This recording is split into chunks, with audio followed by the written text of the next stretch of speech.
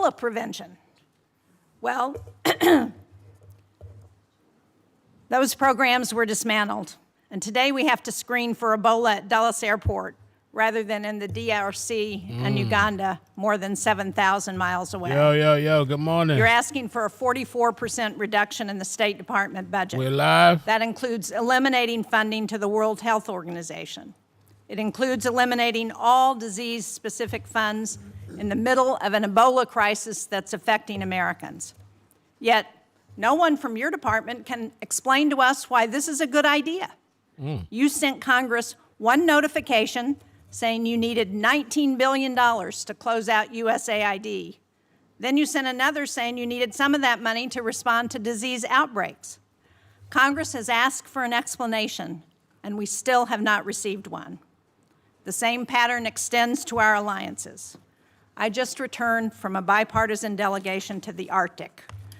We are on the verge of losing the very alliances that we have built for decades because the president manufactured a crisis over Greenland. And nowhere is that clearer than with Russia. In 2017, you wrote, as a senator, that Vladimir Putin will never be a trusted ally or a reliable, constructive partner. But since taking office, you, the president, the vice president, Steve Witkoff, not one of you has been to Ukraine. And yet, your envoys talk to Putin on a regular basis. The president has invited him, given him the red carpet treatment on American soil. But yet, you won't come up here and brief Congress on any of it. And decisions Congress has made on Russia have been systematically undermined. Congress passed support for Ukraine. The administration has slow-walked it. And instead of sanctioning Russia, the administration issued oil licenses that have sent billions to Moscow. Congress has asked what this approach has produced. Russia has conducted 5 times more drone strikes on Ukraine since 2024. More U.S. businesses are being directly targeted than at any point in this conflict. And Russia is providing targeting intelligence to help Iran hit our facilities and personnel in the Middle East, while we're helping them fund this war. When I talk to my constituents, they ask for economic relief at home, not regime change in Havana or Caracas or Tehran. Instead, you sent Congress a war powers notification saying we are not in active hostilities with Iran, while the U.S. was conducting strikes against Iran and Iran was bombing U.S. embassies and bases throughout the Middle East. That was not consultation. It was an attempt to avoid answering to this committee and this Congress about this war. Congress has asked basic questions about the war. Why are roughly half of our Patriot interceptor stockpiles gone? Why does the Strait of Hormuz remain closed? Why is gas up $1.50? Why did 13 American service members lose their lives in this war? Congress deserves to know why, and Americans deserve to know why. Mr. Secretary, you would not have stood for this kind of stonewalling by the administration when you were a senator, and you certainly shouldn't stand for it as Secretary of State and National Security Advisor. Thank you, Mr. Chairman. Thank you, Senator. We'll now proceed to a round of 5-minute questions. I'm sorry. We'll try. Did you want to? We talked about that. Do you want one? We actually talked about that, but he thought that questioning might be easier. Why don't you go ahead? I have it in writing. You want me to read it? Oh, Give us your best shot. Okay. Well, come on, Poppy. Let's thank go. you for having me here. There'll be Good a lot morning, to talk guys. about today. And Thank you for coming. I just want to remind everybody, you know, our foreign policy is one that's solely focused on the national interest of the United States of America, on the defense of our country, both its military defense and our security, but also our economic security and the vibrancy of our economy, our sovereignty, and our future. We believe that America should lead the world, and I believe that we are, and we'll have a very good story to tell about that. American leadership, however, should always be on behalf of the American interests. I say this because I think over a period of time in our foreign policy, we lost focus on that. The reality of it is that our foreign policy, first and foremost, must always be what is in the national interest of the United States of America. And determining the national interest oftentimes requires us to make pragmatic decisions. Sometimes in foreign policy, the choices are not between a good choice and a bad choice. It's between two less than ideal choices, and you're trying to figure out which one of these two choices is the one that is best for the United States and least harmful to our interests. And that plays out every single day. That said, we remain the world's sole global superpower, the most powerful country on earth. We have the largest economy. We have the most formidable and powerful military ever known to man, by the way. Our dollar remains the reserve currency of the world. Our language is used extensively throughout the world to transact all sorts of business and many of our engagements. But all of this means very little if that power is not used to protect the people who built it, the people who it is meant to protect. I also remind everybody the United States government is not a charity. We are not here to play social worker. We are here to win. We are here to win on behalf of the American people and on behalf of the national interest, to win for our country, to win for the people of America, to win for the things that are important for our future, and that's what we exist to do. The State Department exists to carry out the foreign policy of the United States, both in diplomacy and in aid, in a way that furthers the national interest and helps the American people. And it's guided every decision that's been made since January of 2025. I'll give you a perfect example in our own Western Hemisphere, an area that this committee and many of its members long argued, as I did, has long been neglected and not been paid attention to. We now have in this hemisphere a coalition of friendly countries, over a dozen, who have aligned to work on not just the issues of security that we all have in common, but also economic prosperity that go hand in hand. It's an amazing story that basically, other than Nicaragua, other than Cuba, obviously other than Venezuela, remains with some challenges, and of course Brazil, although they're in the midst of an election cycle, and to some extent the current government in Colombia as well, at least the president's been problematic. But generally speaking, it is now a region filled with American allies, American-friendly leaders, and an America-friendly direction. Now, obviously, we have to operationalize that into action after 20 years of neglect, in which China and other global powers have intruded in our Western Hemisphere to the detriment not just of American national interest, but to the detriment, in our view, of the people of those countries as well. So these are important achievements, and one that I'm very happy about. I'm also happy about the way we've transformed foreign aid. In any transition, there will be, bumps in the road, but largely speaking, if you think about how those programs that existed in the past were failing us, the old model had to be replaced. And the foreign assistance that remains is being brought under the strategic direction of the State Department. So we're not just providing money, we are also seeking outcomes. It's not just how much money you spend on a program, it's whether you're getting outcomes from it. But it's also being guided with our strategic view in mind. And that means that we are able to provide aid not just all over the world, but specifically targeted at those most in need and those places around the world most important to the national interest of the United States. That will remain our guiding principle. That's been our guiding principle in our reforms. So, we can get into a lot of these details in our questions. The bottom line is that all this and more is a reflection of this belief that I outlined at the outset, and that is that foreign policy cannot be separated from economic policy, from border policy, from energy policy, from any of these other spheres that are critical to our national interest. A country that cannot build ships or produce medicine, or control immigration, or access vital resources, cannot defend its people, cannot defend its interests, and cannot defend its way of life. So our foreign policy continues to be reoriented around the real foundations of national strength.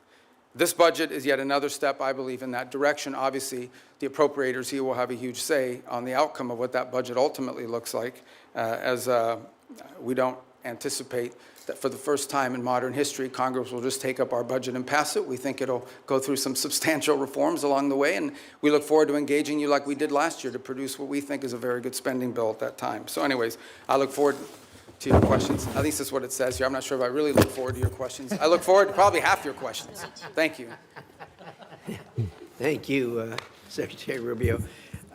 We will now do a round of questions, 5-minute questions based on order of attendance. And I'm going to start, and I'm going to say thank you for the work you've done with respect to Iran. We all of us that have worked on this for years know how frustrating that is, how difficult it is to work with this regime who've sponsored terrorism, kidnapping, and killed thousands of Americans for the last 47 years. Thank you for doing something about it. I know you and the President are doing all you can to ensure this comes to a close sooner rather than later. I wonder if you could give us at least a brief update on where we are. Well, first let me remind everybody that while I've not been before this committee since, I believe, February, when we briefed on the Venezuela operation. I have appeared on multiple occasions here, both in my role as National Security Advisor and Secretary of State, in both all Senate briefings multiple times, Gang of 8 briefings, Gang of 16 briefings. So we've talked about this topic with some of you in those settings in the past, or you've heard from us. Let me just lay the predicate here, okay?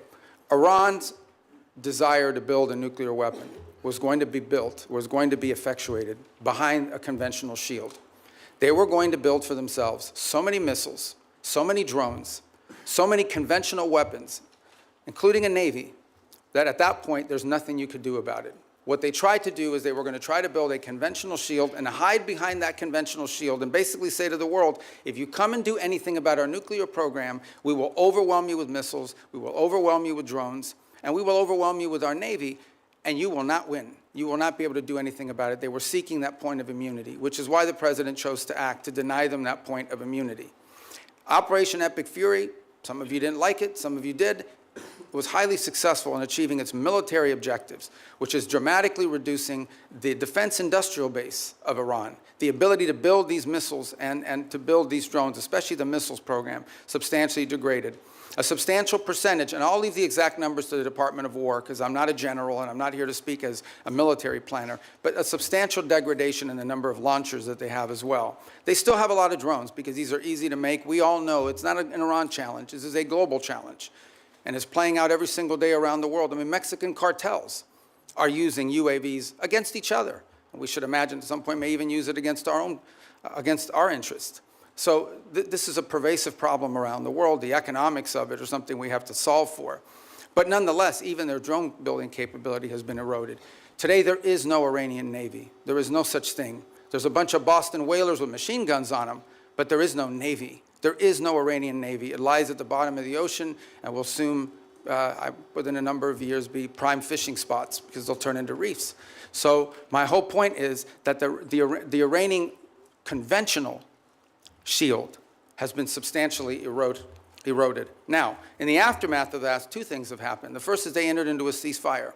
They agreed, we agreed to stop. But part of that agreement was that they would reopen the straits. They did not, at which point the president decided, and I think appropriately, we can't have a world in which only Iranian ships get through the straits. And so if they're going to shut down the straits for everybody, we're going to shut down the straits for them. And we have done that through a very effective blockade and, by the way, through the seizure of sanctioned ships in the Indo-Pacific as well. The cost to Iran every single day in lost revenue is in the hundreds of millions of dollars that they are losing in lost revenue. What that about they're not us? generating How much as a we result lost? of that. Now, we are in talks. And I say talks because talks with Iran are not like talks with Switzerland. Okay? They're very different. They require the use of intermediaries, unfortunately. But there is the prospect before us, which could happen today, it could happen tomorrow, it could happen next week, that for the first time, certainly in my memory, they have agreed to negotiate aspects of their nuclear program that just a month ago, or just a year ago, they were refusing to even mention, much less enter into discussions about. That is not a guarantee that ultimately it will lead to a deal that's acceptable to the Senate or acceptable to the American people. But we'll be able to engage them in a process to truly test the proposition of how far they're willing to go. Complicating that process, unfortunately, is their internal regime is somewhat fractured in the sense of it takes days to get responses from their system. We can go into more depth in your follow-up questions. But we're hopeful that something like that could happen in which the straits would reopen, we would enter into a period of negotiations on very specific topics, delineated negotiations, in the hope of reaching an outcome that's acceptable to us and something that they would be able to do as well. If it doesn't work out, then obviously we still have a problem with respect to their nuclear ambitions. But what they won't have is the conventional shield to hide behind any longer. Thank you, Secretary. I'm going to ask one more question. Hopefully this will shorten as we go around. There'll be more questions, obviously, on that topic.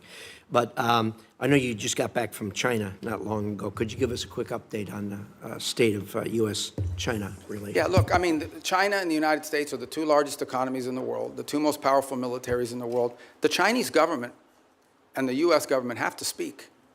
I mean, it's not a choice here. We have to have some measure of communication, if for nothing else, in order to de-escalate potential points of conflict that could lead to something broader. There are obviously very significant irritants in our relationship with China. Some of these are long-term problems that we know we're going to have to address. And so what we're trying to do is manage a period of strategic stability while recognizing that there are areas of our relationship in which we are going to have struggles, not just for years, but perhaps for decades. We recognize this. But I think as much as anything else, we have to recognize that the United States and China have to be able to have points of dialogue and speak to one another.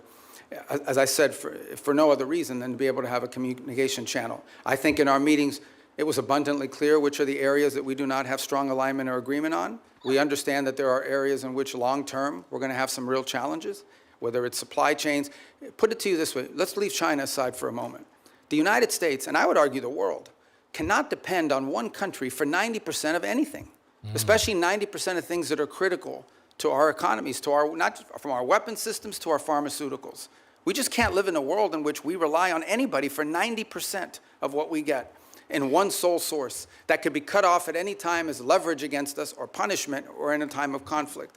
And so we are actively searching and have plans in place, and we're implementing these to diversify where we get critical minerals, where we get our supply chain, secure that supply chain.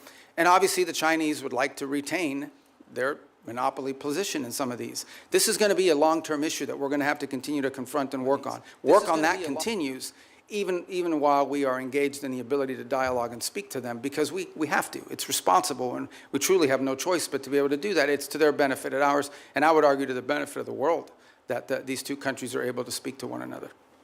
Thank you, Secretary. And I think your comments about the supply chain and the critical minerals and Hey, what's up, guys? Welcome to the live stream. Thank you for stopping by. It seems like most of the notifications didn't go out for YouTube, so if you could just hit the like button, I'd appreciate that to help it get out there in the algorithm. Marco Rubio is testifying today. This was supposed to be, or is, about budget, but, you know, of course, they're free to ask all kinds of things, and a lot of it is speculated to be about the war, you know. So it should be interesting because this is the first time really he's kind of like addressing this like in a testimony type of, you know, scenario. They said it's going to be, I think, 4 parts. We're just checking it out today. I'm not committing to 4 days, but it's supposed to go till 12:30 today, I think, this testimony. During a disease outbreak. It plays a role in distributing Ebola vaccines, and it has committed up to $40 million to develop a vaccine for the current Ebola strain that has no vaccine right now. So how are you making sure that Secretary Kennedy, who has been sitting on those funds for months now, is going to release them so that they can go to help develop a vaccine to address the Ebola outbreak? Yeah. Well, a couple points on Gavi. I would say that the president had asked that we allow Secretary Kennedy to play a leading role on the Gavi decision because of his strongly held views with regards to vaccine safety, and he wanted them to conduct some reforms. I actually talked to Senator Schatz about this last week as well, and so the State Department's going to be re-engaging. I'm not here to tell you we're going to yank this thing and we're not going to listen to his points of view, but the State Department a few weeks ago made the decision that we were going to re-engage on this issue of Gavi, respecting, you know, what HHS views on it are as well, and we want to take their input, but we'd like to get this issue resolved in an outcome that's acceptable, both to Congress and also to our goals on global health. So it is an issue. As I said, I wouldn't use the word defer, but we have certainly allowed him to play a leading role in determining what we're going to do next. But right now, we're sort of at a stage where we are going to re-engage. We need to drive this to an outcome. I couldn't agree more, and so do you commit to using the $2 billion that Congress has appropriated for global health to actually help fund global health security? Well, we do fund global health security beyond Gavi, by the way, and we can talk about that. We can talk about the compacts, I think 32 that we've now entered into with countries all over the world. We have a new agreement with the UN as well that they're very happy with. The Global Fund, we've hit our cap. We are at our 33%. We've actually been able to attract additional donors from around the world to contribute to it. On this specific item, I would say we intend to get this resolved. We want to get this resolved. It's an important part of our matrix. We will follow up, and I hope you will share with this committee as soon as you get it resolved. I want to go to Russian oil sanctions and general licenses, because President Trump gave Russia a lifeline, allowing it to sell oil globally through licenses issued by the Treasury Department. While I think the administration should have known that the Iran war would make Russian oil more desirable, they decided to remove the stigma on that oil and give an extra windfall of cash to Putin. So can you let us know whether you believe or whether you will support extending those licenses, when it comes back up mid-June? Yeah, a couple points. First of all, the two things have happened. The one is actually the U.S. production and U.S. playing a role in the global energy supply has increased. I think we had our largest amount of exports from the United States we've ever seen. So we've also benefited from this, and our energy dominance has really come into play.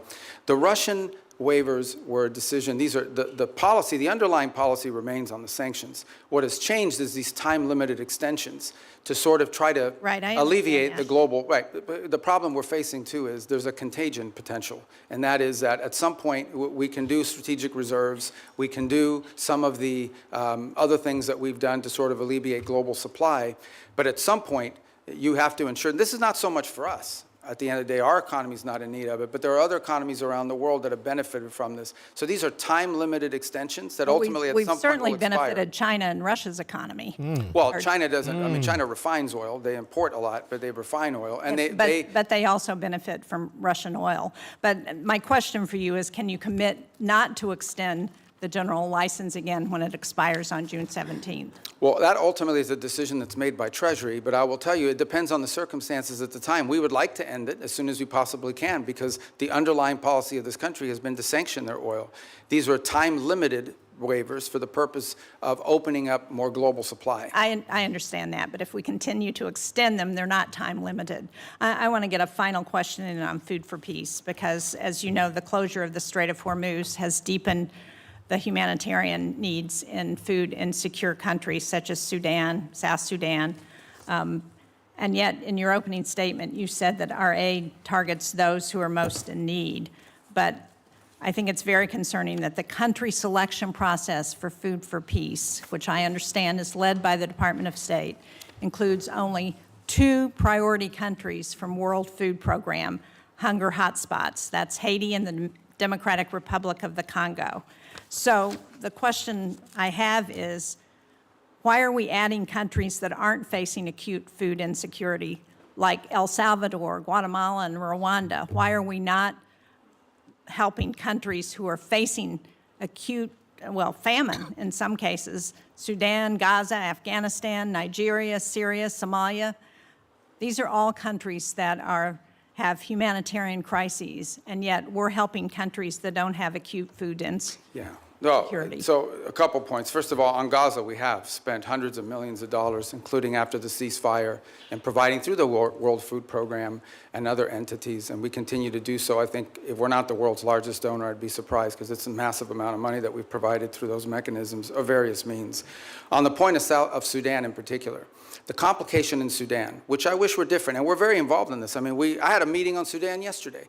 The problem in Sudan has largely not been our unwillingness to provide funds. We are willing to step forward, and we have the flexibility through what we've been able to do with foreign aid to surge up that. It's been distribution. It's been the ability to get that. So as an example, in these conversations we're having between the warring sides, one of the things we're trying to identify is 4 safe spots where people can go receive humanitarian assistance, where we can actually have the outside groups, the NGOs, the international organizations that we contract with, have the ability to go in and actually deliver the food without having their trucks hijacked or blown up or their workers killed. That's been the fundamental challenge in Sudan, is distribution. The distribution is being threatened because we don't have conditions on the ground that allow for it. And so to allocate money towards something that we can't distribute is unwise until we have that in place. That's deeply tied to the ability to have a peace deal, which I can tell you has been very frustrating. On the one hand, with Sudan, we had a donor conference in Berlin. I don't want to interrupt you, Mr. Secretary, but I'm out of time, and it doesn't explain why we are providing food for countries that are not insecure. I appreciate the challenges in Sudan. We have those challenges in many places, but because we have dismantled the distribution network when we eliminated USAID, we've exacerbated those challenges in countries around the world, and we are not providing the help based on humanitarian needs, and that's my concern. Thank you, Mr. Chairman. Senator Ricketts. Thank you very much, Mr. Chairman. And Mr. Secretary of State, thank you for being here. Really appreciate it. Good to see you. Communist China is trying to win the AI race. And they will use it, for example, to dominate our military if they're able to do that, and so many other ways. A world where Communist China is dominant in AI is very bad for the United States and for the entire world. AI is taking over, That's man. why it's critical that us and our allies cannot lose this race. Semiconductor supply chains, particularly semiconductor manufacturing equipment, SMEs, are critical to winning this competition. It's one area that Beijing is spending billions and billions of dollars to be able to produce chips in China, and they've failed to be able to produce those high-end chips so far. President Trump understands this better than anyone because the Trump administration was the first to utilize export controls on SMEs to slow down Communist China's advanced chip-making industry. Since that time, key allies and partners have also imposed controls on SMEs to China. However, their controls have not been as restrictive as U.S. controls, and this has allowed certain foreign countries to backfill the Chinese market with critical dual-use tools. Secretary Rubio, do you agree that export controls on SMEs are critical to maintaining our technological advantage over Communist China? It is. It's actually where it's most critical is in the high end. The areas, that are not legacy, that are broader than, and that allow for that. I think on the broader point of AI, we share your view. One of the initiatives that I think Jacob Helberg's done a great job with at the State Department is Pax Silica, in which we've signed up all these countries around the world. I think we're up to 13 or 14, and including ourselves and others who hope to join as well, in which we can create this global consortium for all of the elements of the AI supply needs. It's not just the innovation, it's obviously access to the minerals and the critical elements necessary in order to produce these chips and all the things that it will take to lead the world in AI. I think it is safe to say the United States right now is a global leader on AI. I think it is also wise to say that that lead is not irreversible. It has to be sustained, and there will be a real challenge in sustaining it. And we're going to have to stay focused on it. The good news is I do think we have a system of global alliances that view it the way we do. And we want to lead on it because it's not just about leading the technology in AI, it's about also leading in the standards that will govern how AI is used. I don't want to monopolize this conversation on this point, but it's one that I think the Senate should think about because I know we're starting to think about it. AI will have very positive impacts on our economy and societies. It will also have some detriments. There will be white-collar jobs in this country that will be impacted. And I think we have to start thinking not simply about the impact that AI will have on those jobs, but the societal pressures that will create, not just in the United States, but in economies all over the world. Much like industrialization and automation did, it will make the worker more efficient and more valuable, but it will eliminate some jobs, and those jobs will have to be replaced with new jobs or new skills. That's not just an economic issue. That is a political issue. That, over time, could destabilize societies all over the world. So we have to start thinking about AI in those terms as well. You mentioned our allies. Shouldn't they have to follow the same sort of standards U.S. companies do when we're limiting the semi-manufacturing equipment that's going to Communist China? And that's our hope, is that we can create people that we can create a coalition of nations that understand the danger in this. And they're running through the same, some are better than others, but they're running through the same problems that we run into. And that is companies ultimately want to sell to the markets, and China's a large market. But I agree, and that's one of the goals behind Pax Silica, is to create unanimity or consensus behind that thinking. Well, Mr. Secretary, that's why I recently introduced the Match Act with Senators Kim, Risch, and Schumer to level the playing field.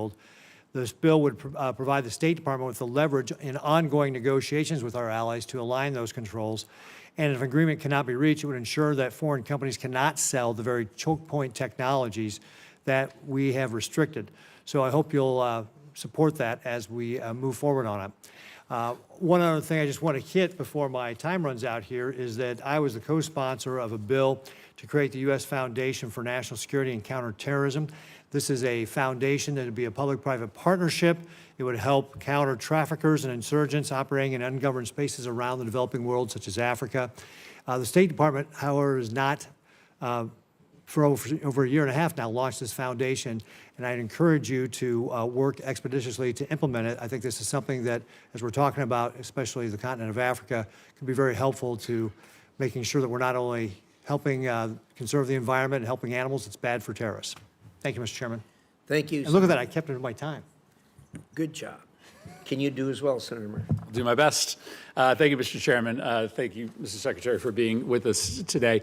Despite the differences that existed between Republicans and Democrats prior to this administration on how to approach Iran's nuclear program, the theory was basically the same, that we were going to impose significant harm on the Iranian economy in order to force them to the table to negotiate.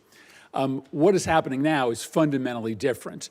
This war and the administration's decision to blockade has now held the entire world economy and the U.S. economy hostage to the ability to negotiate an agreement with Iran. This is why the entire country is seized by the question of when there will be an agreement, because apparently until there is an agreement, the Strait of Hormuz remains closed. There is a cost to the Iranian economy, but now there is a devastating cost to the U.S. economy. It has been indecipherable, the information coming from the administration, especially in the past several weeks, as we get signals that a deal is imminent. The president said yesterday he's bored by the negotiations. He doesn't care whether we get a deal. Very briefly for a picture. I think it's really important for us to understand what your bottom lines are, what you're asking for in this negotiation, what commitments you need Iran to make in order for you to release the blockade, and we hope for them to release the blockade as well. So give us a little insight into what your bottom lines are, what is going to get the strait reopened, because this is kind of the only question that matters for American consumers right now. And every day we get wildly different signals from the president as to whether he even is engaged in this question as to whether the strait is going to reopen. Yeah, I think your question gets right to the heart of the matter. So I think it's a good question. Let me first bifurcate two things. The only reason there's a blockade, the only reason why there's a U.S. blockade is because Iran has closed they're firing on commercial ships, and they've mined large segments of Hormuz, international waters. And so the blockade is only against Iranian ships. And it's very simple. The notion is if no one's ships are going to get out, then Iran's ships aren't going to get out either. We can't live in a world in which they get to close the straits and tell everybody, pay us a toll or we'll blow you up, but their ships get to go out unfettered. So that's the reason why there's a blockade. There wouldn't have been a blockade if Iran had agreed to do what they said they would do when the ceasefire kicked in, which is they were going to open the straits. So let me just focus on the straits for a moment. Number one, what they're doing is unlawful and illegal. There isn't a country on earth, other than Iran, and maybe Oman that flirted with it, who's in favor of what Iran is doing in the straits. The Chinese are against it. The Russians are against it. Everyone is against it. The whole world is against it. So condition number one is they have to reopen the straits. And reopening the straits means the following. Ships can sail through international waters the way they can do through other choke points around the world without being fired upon, without paying a toll. That's condition number one. But the strait is closed because of our decision to invade Iran. This is a consequence of our military action. So I guess I'm not interested in litigating that question. We all know why the strait is closed, because you took military action against Iran, and we knew ahead of time that that would be their likely response. The question is, how are we going to get it reopened?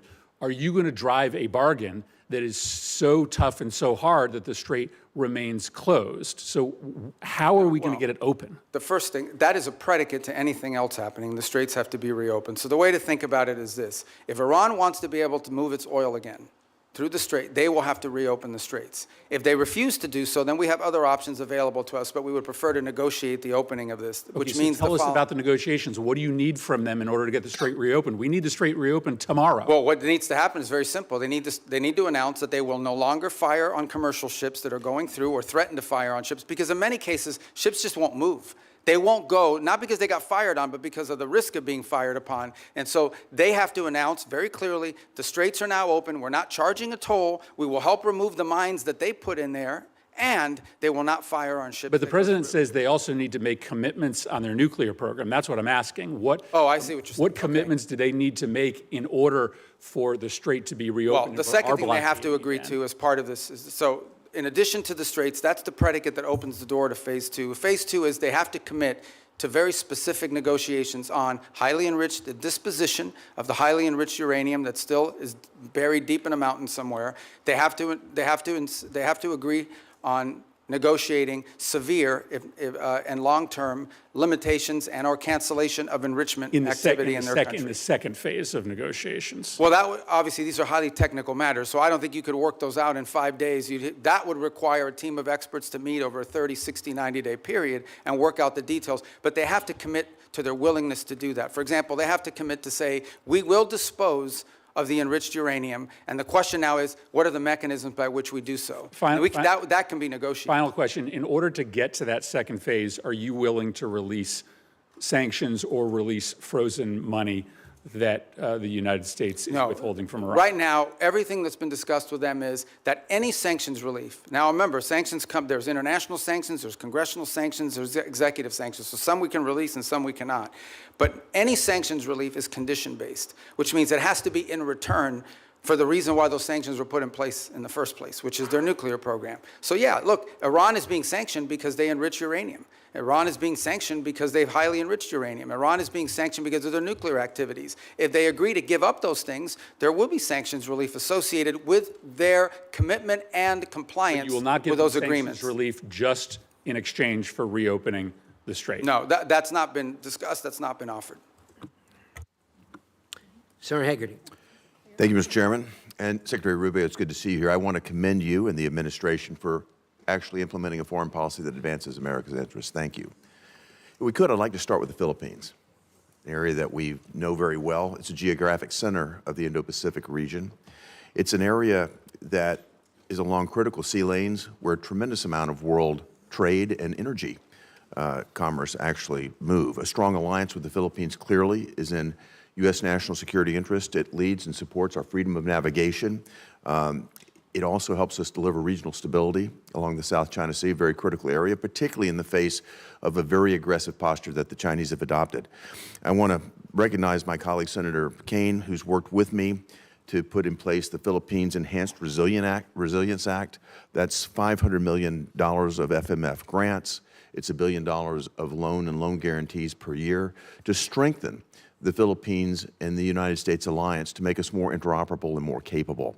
Mr. Secretary, I'd just like to get your comments, your vision on the role of the Philippines in the United States alliance. Actually, I spoke to President Marcos on Sunday, and have had multiple engagements with them at a personal level. We've had visits. A couple good points here. The first is we've actually entered into agreement with them in which I believe it's an old U.S. military facility inside the Philippines that will now serve as sort of I think it's a 4,000 acre. I'm very familiar with the area. Yeah, you know it. And that we'll be able to do a lot of our activities together with regards to our joint interests in developing on AI and high tech and diversifying and helping diversify their economy. The second is to continue with our defense commitments that we've made to them and the ability to interoperate joint exercises, which we've done now multiple times over the last year. Obviously, we're very concerned with Scarborough.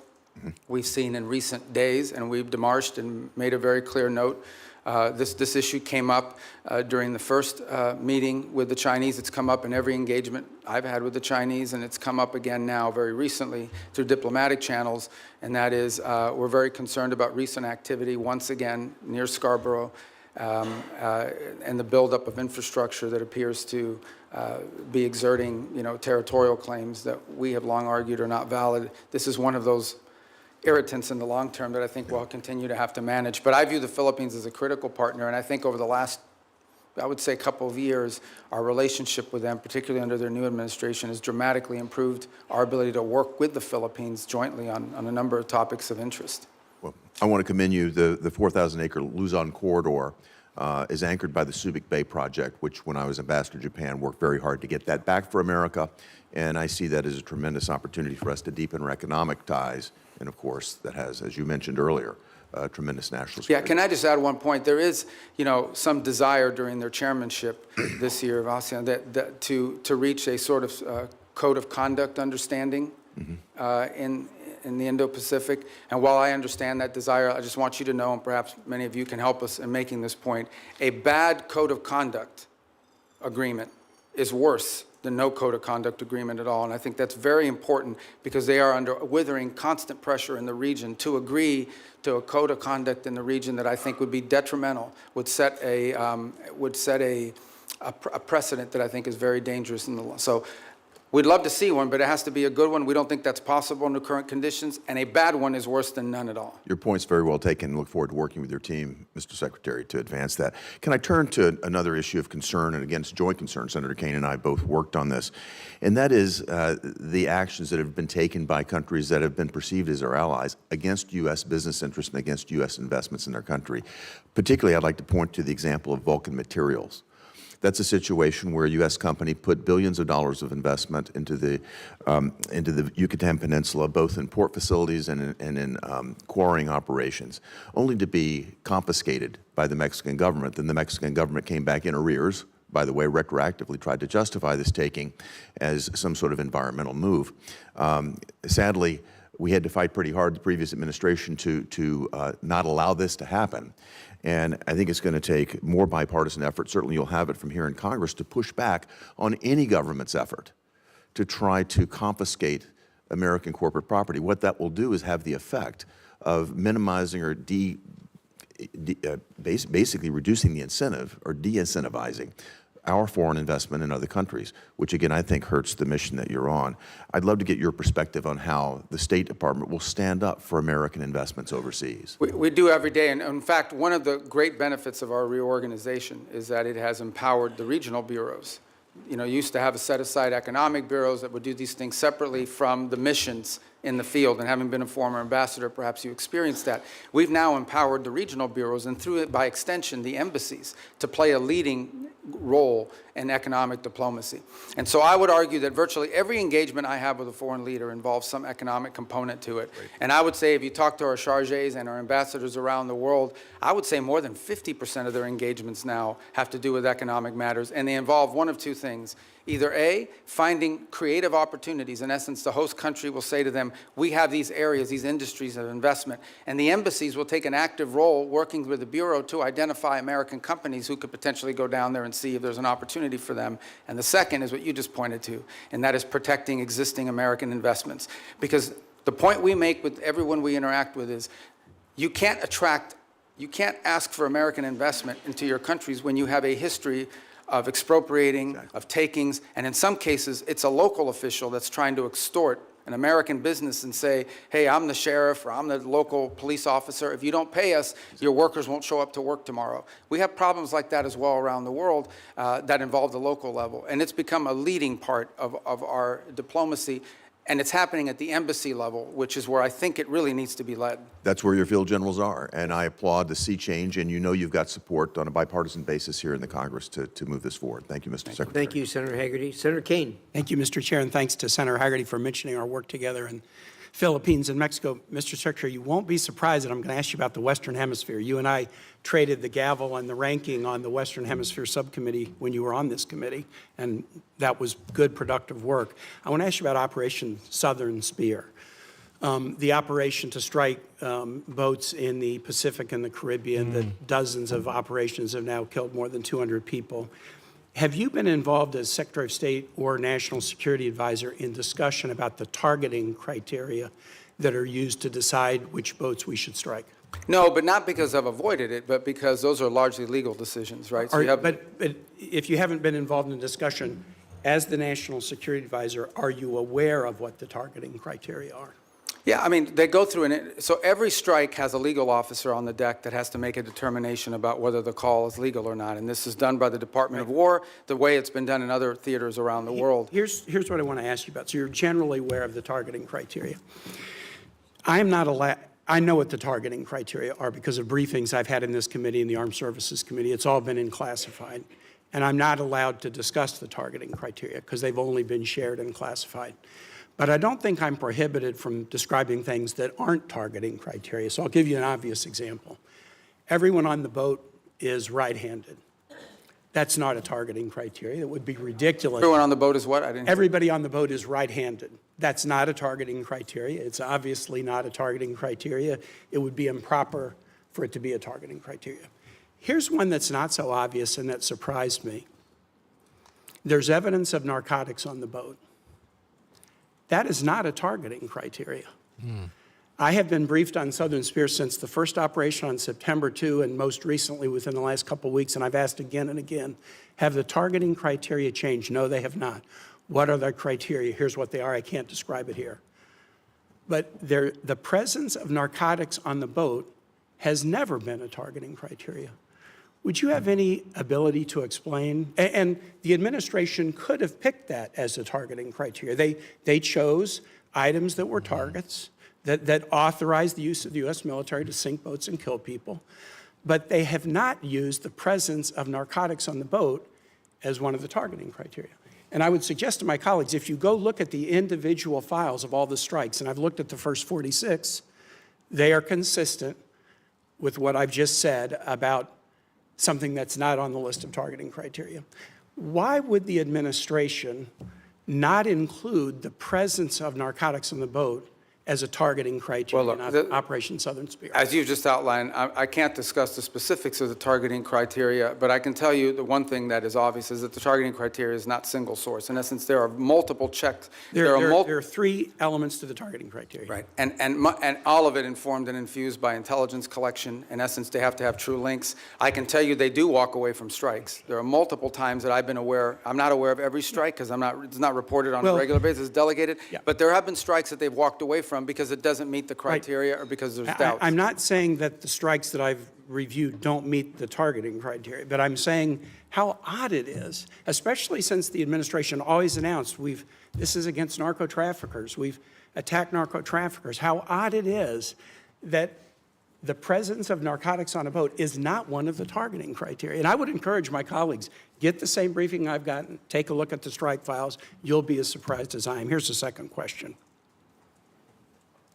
Again, in your dual role, Secretary of State, National Security Advisor. The administration's Operation Southern Spear, we could agree with it or not, but the administration presented a legal opinion from the DOJ that we could review. Absolute resolve, the effort against Maduro. The administration presented a legal rationale that we could review. Now, we could review both in classified. They've not been made public. We're 92 days into a war against Iran, and the administration will not let Congress look at the OLC legal opinion justifying the war.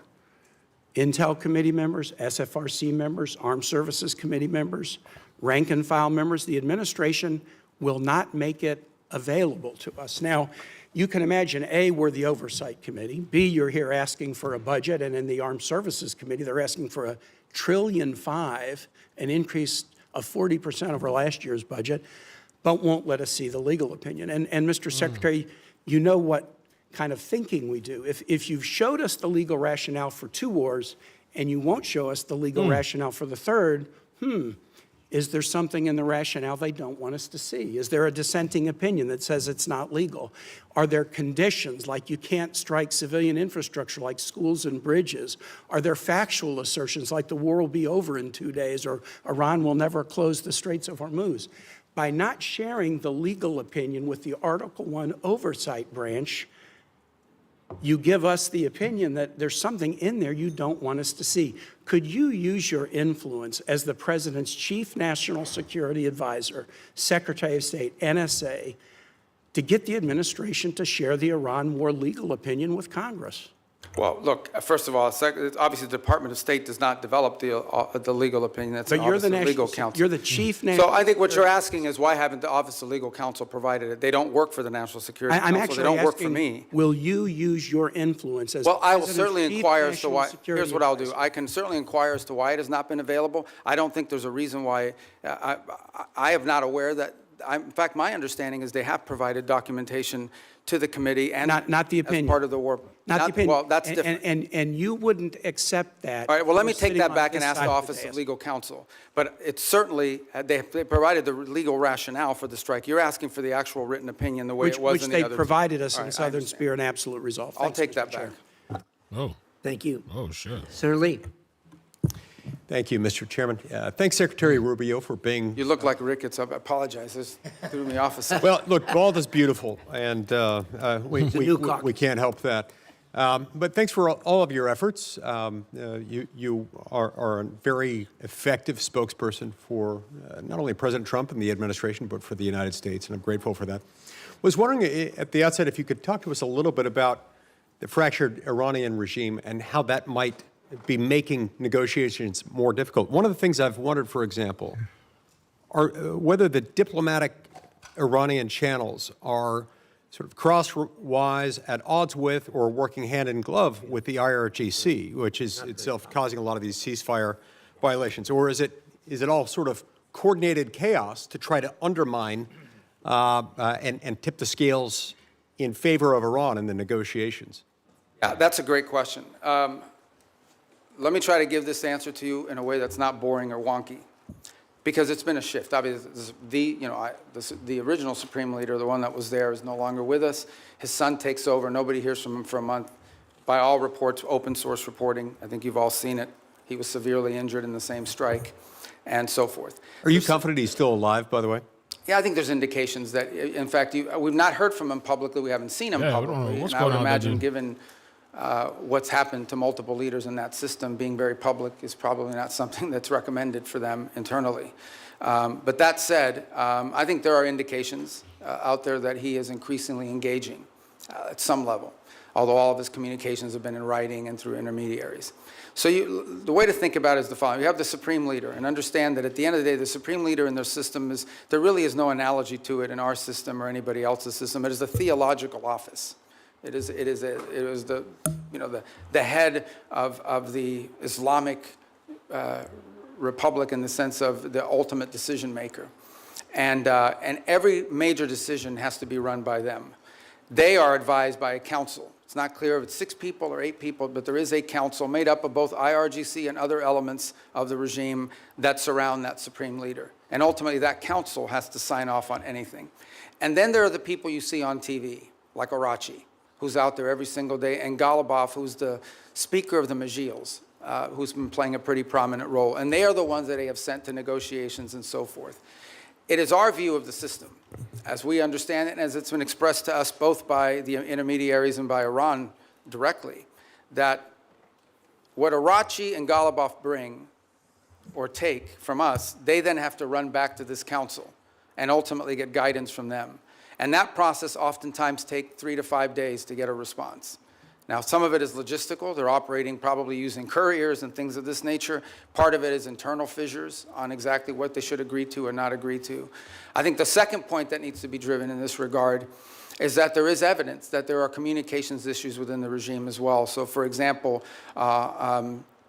it's pretty clear that at the outset of hostilities in the conflict, they had delegated decision-making to field commanders. And so oftentimes field commanders had delegated authority to act on let's say a pre-operational planning that already put in place. And so unlike our system, where perhaps you know that the president or the Secretary of War is directly making orders and decisions, or the chairman of the Joint Chiefs, in their system, a lot of decision-making at the tactical level, like which ships to hit and so forth, are being made at the commander level. So that's why from the outset it can look like fire-ready aim, but it's part of the design of the system, perhaps? Well, I think it was a design of the system in the sense of regime survival and the ability to operate in case there was decapitation strikes or people are removed. But let's go back to the essence of the negotiations. What's complicated them is you ultimately are negotiating with people who then have to negotiate within their own system to see what they're allowed to give and what they're allowed to agree to. What is abundantly clear is that Iran is facing severe internal economic. All the problems Iran had before this conflict not only are still there, but they're worse. All the things that led to the protests, all of these are worse than they were before. And I think there's definitely elements within that regime that understand it. And then there are other elements of it that are more immune to it and perhaps more resistant to making agreements. And so what we are working through is in many cases, is delays in getting the responses to people. And this is why you see reporting about there might be a deal in the next few days, because internally it takes time to get responses from them, sometimes upward to 5 or 6 days. Undoubtedly, they're using that to their advantage, sort of like the car dealer where the salesman has to go talk to his manager and make you wait and think about it for a while. Even more complicated than that. Even more complicated than that. One more question. I think we could benefit from hearing from you about the need to zero out funding for a couple of entities, including the National Endowment for Democracy and USADF. Can you tell us about that? Well, Look, these programs, I think, have served a purpose in the past, and obviously there's a congressional role to play here, right? I mean, at the end of the day, these programs have had, especially the National Endowment for Democracy, has had support in Congress in the past. And look, I was here for 16 years. I understand that you're going to pass an appropriations bill, and the appropriations bill is going to have things in it that we don't have in ours. That's just the way it is. And we understand it. We'll make it work. But we are concerned, or have been concerned in the past, about organizations that sort of have lost their purpose and what they're advancing. And at the end of the day, look, we have a lot of resources. The United States is the richest country in the world. We have the largest government budget in the world, but we don't have unlimited resources. We still have to be able to strategically spend our money. And the State Department, you know, when I took over, a lot of people are like, oh, that's a mess. State Department's not that big. The majority of our employees are local hires overseas. We have, you know, foreign service officers, career civil servants, but compared to some of these other agencies that are out there, we're not that large, and yet we have a global footprint. We're really, other than the department, I would say beyond the Department of War, we're the only ones that are present almost everywhere on the planet. So we have limited resources, and we have to be able to allocate those resources in ways that are driven by the core mission of advancing our national security. And oftentimes that will mean that things we have paid for in the past, we can't continue to fund. Because there are other things. It might be good, but there might be something else that's more important and even better. Other cases, we may still spend money on a purpose, but we want to be driven not just by, we don't want to be judged just by how much money we're spending on something. We also want outcomes for it. We want to show outcomes. That's been the goal behind these MOUs, these compacts with the 32 countries that we've entered into in a week plan, is we're not just trying to solve the disease problem this year. We're trying to build the local capacity so that 5 years from now, they won't need aid anymore because their local systems can handle it. I'm saying 5 years, some countries may take 10 years. But nonetheless, that's the goal, and it's been very well received. Thank you. Thank you, Senator Lee. Senator Merkley. Thank you, Mr. Chairman, and Mr. Secretary. Good to see you. As Senator Shaheen noted, you've expressed that no one died as a result of the sudden shutdown of AID. And I did ask you last time you were here about that, and I won't repeat all that, but I want to note that the folks who study this at the schools of public health, the Harvard Chen School, the Boston University School of Public Health, estimate that over 500,000 children have died from that sudden shutdown. I want to kind of put a note on that. If you were to walk across this country, you'd see one dead child equivalent every roughly 30 feet. That's the level of carnage.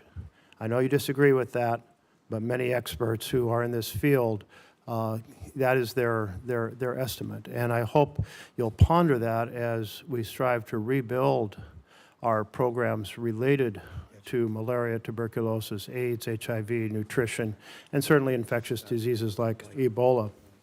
I wanted to turn, though, to Taiwan. It's an area that you and I worked on quite a bit together when you were here, including the Taiwan Relations Reinforcement Act and the Transnational Repression Policy Act, the Hong Kong Economic and Trade Offs Certification Act. And I'm very concerned about the President's comments on his recent trip. He noted that arms sales to Taiwan are a, quote, very good negotiating chip. And when he was asked about how much he talked about arms sales with China, he said, we discussed arms sales, quote, in great detail. The 6 assurances included that arms sales to Taiwan would never be a negotiating chip. My concern is that the President now has kind of accentuated the arms sales by not approving, not putting the stamp of approval and completing the arms sale that Congress has already funded. That this sets a stage for China to very much proceed to pursue more aggressively their effort to incorporate Taiwan into the broader framework of China, including extinguishing Taiwan's democracy. So I'd just like to hear your thoughts. Hopefully there's a path here that will re-accentuate our support for Taiwan's democracy. Thank you. That's an important question. So let me first say on Taiwan, and I think I made this point myself, either on the trip in China or thereafter when we returned. There's been no change to U.S. policy towards Taiwan. I think there's, obviously the Chinese side would like to see a change in the verbiage, But no change has been made in that regard. The second point I would make is, I believe in December, I know in December of this year, we did approve an arms sales, I think $11 billion. I think it's the single largest arms sale ever. It was a huge sale to Taiwan. This was just last December. I think it's more than the totality of the 4 years under the Biden administration. And I would recall that there were a 6-year period of time under the Obama administration where there were no sales to Taiwan. There is a second pending sale, which I think is the one you're referring to. It's the $14 billion one, and that remains under review.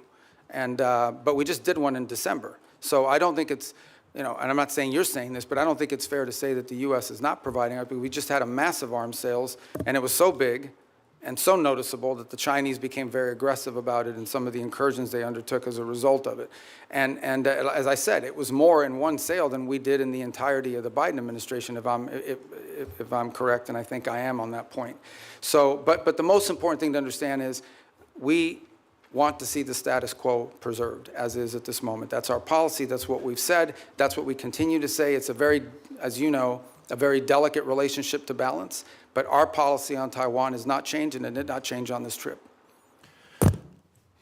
Another issue that you and I worked on was the Uyghur Forced Labor Prevention Act.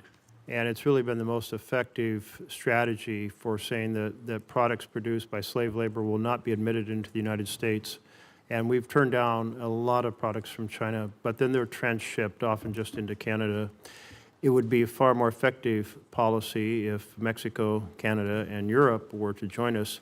Is that an objective you can pursue in your role? It is, and as you said, it's an enforcement challenge. I think the initial enforcement was easier because it was more straightforward. I think the transshipment issue makes it harder because it requires more paperwork, more due diligence, and frankly, in many cases, some of it is obscured.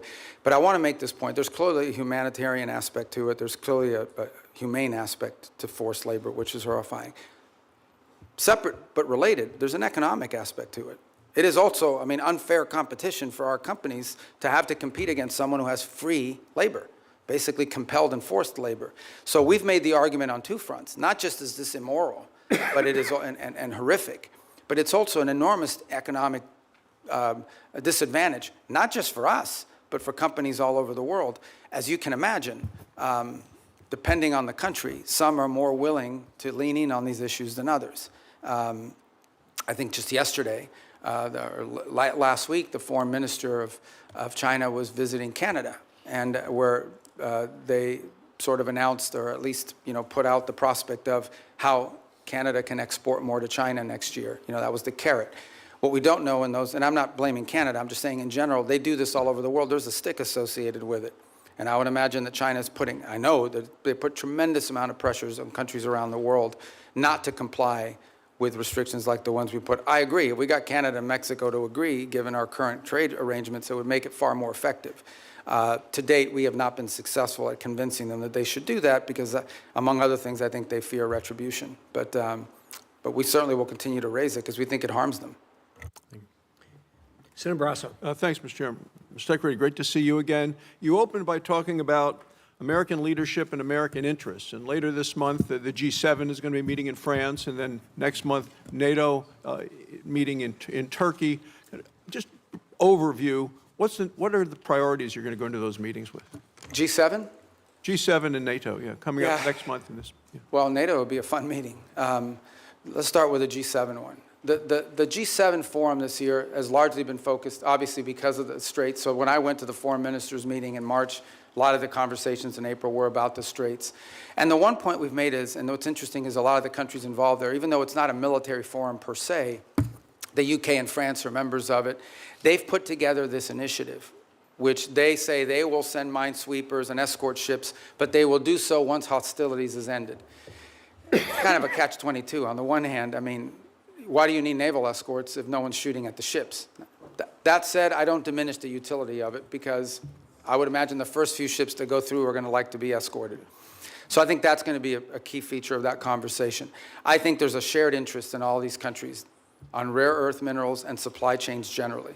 I think there is a growing global consensus. And we had a great, maybe a few of you had attended part of it, we had a great ministerial here earlier this year on rare earths and supply chains that brought in dozens of countries, and all the G7 countries were represented at it.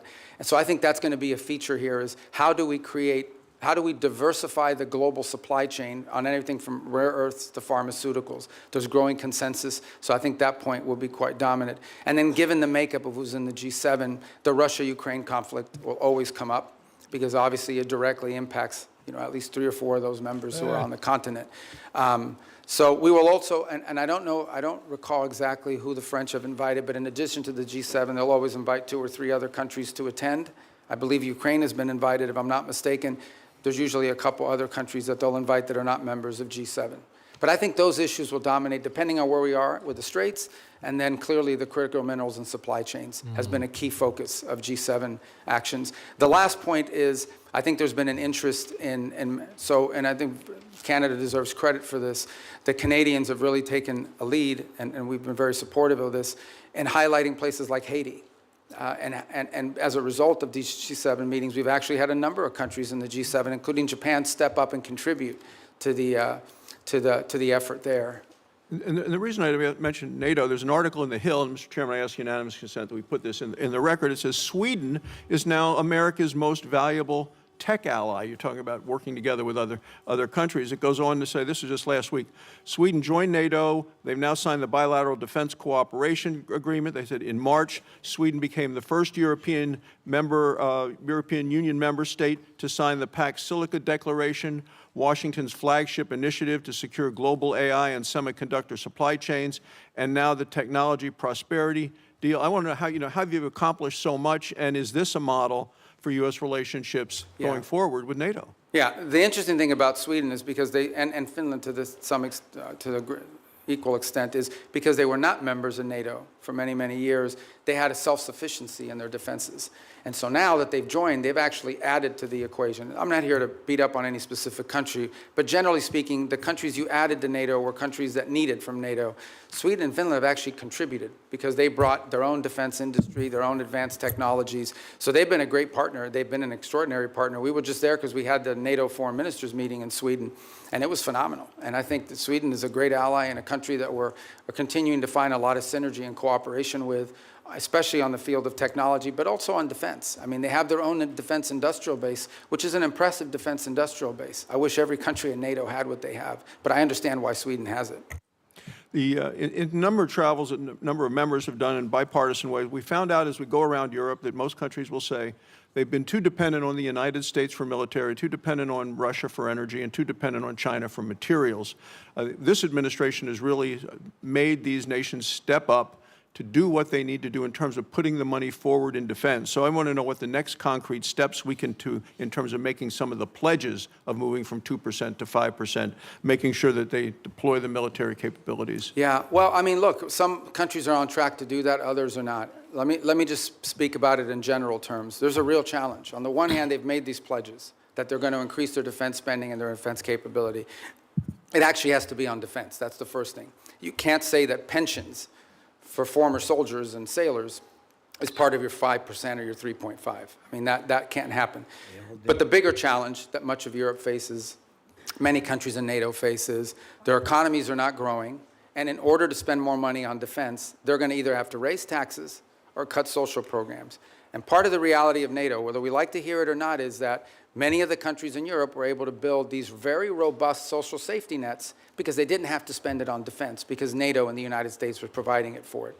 So they're going to have to deal with that reality. The second point is, and this is not an anti-NATO statement, but it is the reality. The United States has global obligations. At the same time as I'm in NATO, I have to speak to the Indo-Pacific countries who are also worried about what's our force posture they're going to be. We obviously are involved in the Middle East. We have counterterrorism issues with regards to Africa. We have growing mill-to-mill cooperation in our own Western Hemisphere, especially taking on these transnational terrorist organizations and the like. So we don't have like unlimited military resources, even though we have a very large budget. They're not unlimited. And so we have to be able to allocate our resources and our personnel in ways that make sense, and it has to come at the expense of something. And so I think that's the reality that we have shared with our NATO partners from the very beginning of this administration and have been consulting every step along the way. But these countries will have to step up. They, at a minimum, have to be able to conventionally defend their own sovereign national territory for the most part. Thank you, Mr. Chairman. Senator Van Hollen, you're next. Chairman, and welcome, Mr. Secretary. This is your first public hearing since President Trump and Israeli Prime Minister Netanyahu launched an illegal war against Iran. Netanyahu said he's been waiting 40 years to do this. Turns out he finally found a president who was both stupid and reckless enough to join him. The war has killed 14 American service members, wounded hundreds more, and killed thousands of civilians. It's driving up the price of gas, food, and much more. Trump obviously doesn't care. He called high gas prices peanuts and said, "I don't think about Americans' financial situation." That's from the President of the United States. And all for what? The President told us 91 days ago that we had, quote, won the war in Iran. Last year, he told the country, Iran's key enrichment facilities have been completely and totally obliterated. Was that false? Let's face it, Mr. Secretary, the Trump foreign policy has become a dumpster fire. This is the same president who's more interested in flattering Vladimir Putin than in protecting Ukrainian sovereignty. The president who lifted restrictions on the transfer of sophisticated U.S. chips to China, but came back from his trip there with nothing but ballroom envy. He tweeted about that the other day. This is the president who brought on Elon Musk to take a chainsaw to AID, which has enabled the current Ebola outbreak in the DRC. We've also witnessed corrupt crypto deals with the UAE royal family that have enriched the Trump family at the expense of our national security. We've seen an administration engage in extrajudicial killings in the Caribbean, hijack Venezuelan oil, threaten to invade Greenland, and weaken the NATO alliance. Here at home, a Reagan-appointed judge said that you and former Secretary Noem abused your powers when you locked up and still seek to deport students for protesting the destruction of Gaza. The Reagan-appointed judge said you did that, quote, primarily on account of their First Amendment-protected political speech. Speaking of Gaza, the so-called Board of Peace seems to have run around. Meanwhile, while Senator Rubio once proclaimed that the U.S. must, quote, work to ensure that refugees who flee war, torture, and persecution are provided safe environments to live and thrive in, now as Secretary of State in this administration, you have capped refugees at a record low of 17,500, and white South Africans, Afrikaners, have comprised roughly 99% of those slots, Mr. Secretary, a race-based refugee system. At the same time, the president's preventing Cuban political refugees from entering the United States, even as you've imposed a near oil blockade on that repressive regime. The stated goal is to change the government there, but the only real change is humanitarian crisis inflicted on millions of people, not members of the regime. And in that regard, Mr. Secretary, I have a question for you regarding the designation of Cuba as a state sponsor of terrorism. On the very first week, at least, of this administration, the administration reinstated that. And in a recent January 26 EO, you made statements suggesting connections to Hezbollah and Hamas. The previous administration did a thorough review with the intelligence community and concluded that there was no evidence that Cuba was engaged in ongoing state sponsor of terrorism. Did you find new evidence to support that conclusion? Well, first of all, let me just say that's your question, but you made this long statement of which I disagree with most of it. We won't have time to address every point that you made. So let's stick to Cuba specific, because that's the question that you asked. Cuba has sponsored terrorism, and it's been supported groups. For example, virtually every left-wing, radical, violent terrorist group in the Western Hemisphere has at some point relied on support from Cuba. the ELN, the FARC dissidents, including them, have been involved there. We also know, for example, that Cuba continues to host a pretty substantial collection, intelligence sites on behalf of the Chinese and the Russians. But you look at the region and you look at all of these leftist, Marxist, terrorist organizations, all of them, in many cases, Mr. got their Secretary, seed money if I from can the move on. Cubans. I noticed you did not answer my question, because my question specifically related to whether there was new evidence to support that conclusion. I can just tell you. Why would I need new evidence? Because you're claiming that they're a state-sponsored terrorism, suggesting they're ongoingly involved in that. My final question to you, Mr. Secretary, relates to the Al-Aqsa Mosque complex. There have been reports that the United States is working with Israel to take away the Kingdom of Jordan's custodianship over the Al-Aqsa Mosque complex in East Jerusalem. Can you confirm today that there's no I'm not even aware of those reports. There are reports, so I was hoping you could Is confirm. that like a media report or? There have been several media reports. Ah, well, you know the media is always accurate. No, they're not, and that's why I'm getting. Yeah, no, I've never even heard So that. if That's you the think first time I even hear anybody discuss that. All right, well, I'm glad to hear that, Mr. Secretary. But we have a great relationship with Jordan, you know, and we're very helpful. So I've just never heard that before. You should, I don't know what article you're referring to, just give it to me, I'll look at it. I'm happy to. Is it a credible website? or? I'm glad to hear you say, Mr. Secretary, there's no truth to it. I've never heard that discussed by Thank you. anybody. Thank you much. Senator Paul, you're up next. Oops, I'm sorry. Senator Daines was here earlier. I apologize, Senator. Senator Daines. Chairman, thank you. Ranking Member Shaheen, good to see you as well. One of the underreported successes for your diplomacy and this administration is what's happened to the peace agreement, a landmark agreement between Armenia and Azerbaijan. I know, Mr. Secretary, you just were in the region most recently. A major step forward for a region long beset by conflict, nearly 40 years of a hot war. And through your leadership and President Trump's leadership, you've brought true peace to an area of the world sandwiched in between Russia and Iran. It was creative thinking that led to the establishment of the Trump route for international peace and prosperity as a solution to some of the stickier issues in that negotiation.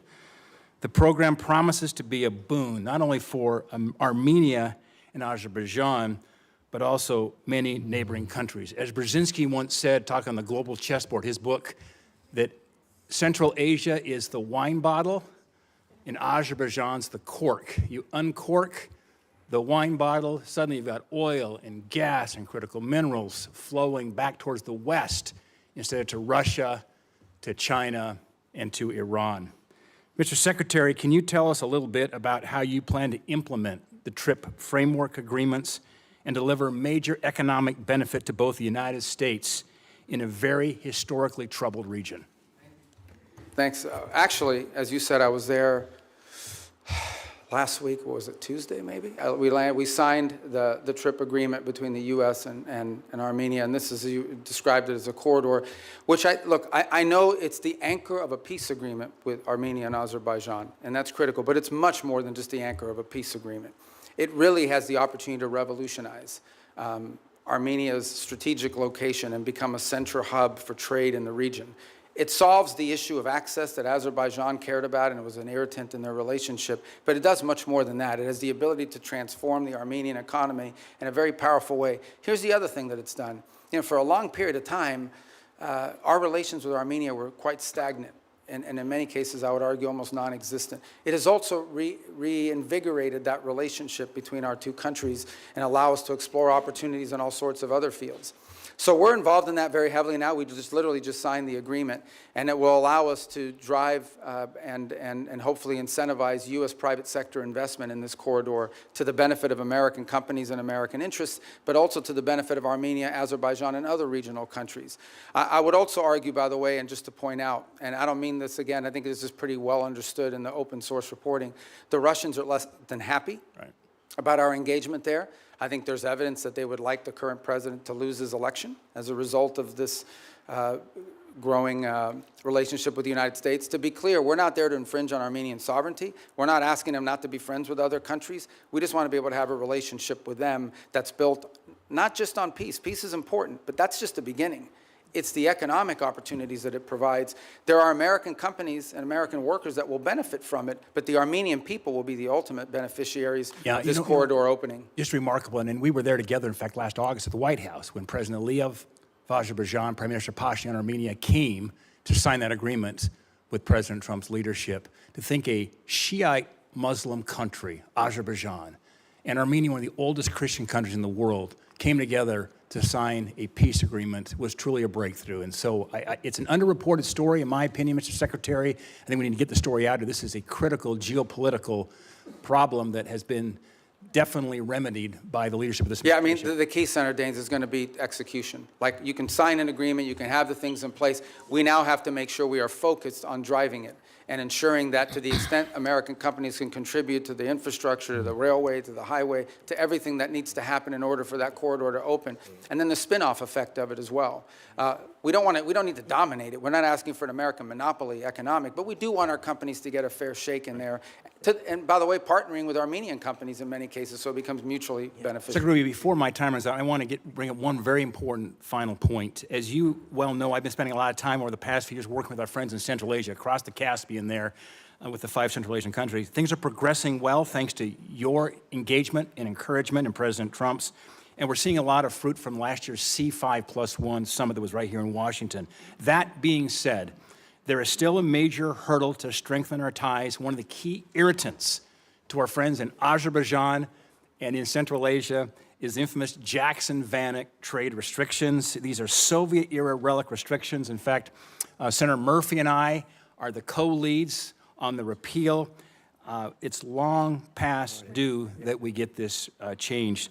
Mr. Secretary, is removing these restrictions a priority for you and your department? And removing them have a significant impact on our relations with Central Asia? Yeah, it's a detriment. We'd like to see it removed, and I think you should talk to the chairman and the ranking member about putting it on the agenda with you guys. They're right there. You can tell them. But It's finance. oh, it's finance. You don't have Finance jurisdiction over that? It is. That's my job. And Mr. Secretary, There- Finance. Well, that's good. That's what I do too. It's not my job. It's and our encouragement from our friends over in the House will be helpful. We'll work with you on that, Mr. Secretary. you should get it Thank you. passed. I mean, Thank you. look, We it need would to be get done. very helpful. Yeah, it would be. Thank you. Absolutely. First of all, let me say that I absolutely concur with the Secretary and Senator Daines with you, and I've talked to the President about this, as you know, and I have actually talked to the Chairman of the Finance Committee, who I know relatively well, and we actually have a plan for going forward, and you and I are going to meet on that here pretty quickly. I'm glad I have friends in high places, Mr. Chairman. Thank you. But no, you're absolutely right on that, and it's just in the queue. So with that, let us go to Senator Coons. Thank you, Mr. Chairman, Ranking Member, Mr. Secretary, National Security Advisor, good to see you again. I know from our service here together that you agree that China is the greatest national security threat that we face. And one of the key reasons is their repeated threats to take control of Taiwan by force if necessary. And Taiwan, as we both know, is not just some faraway island. It produces 90% of the semiconductor chips critical to everything from F-35s to iPhones.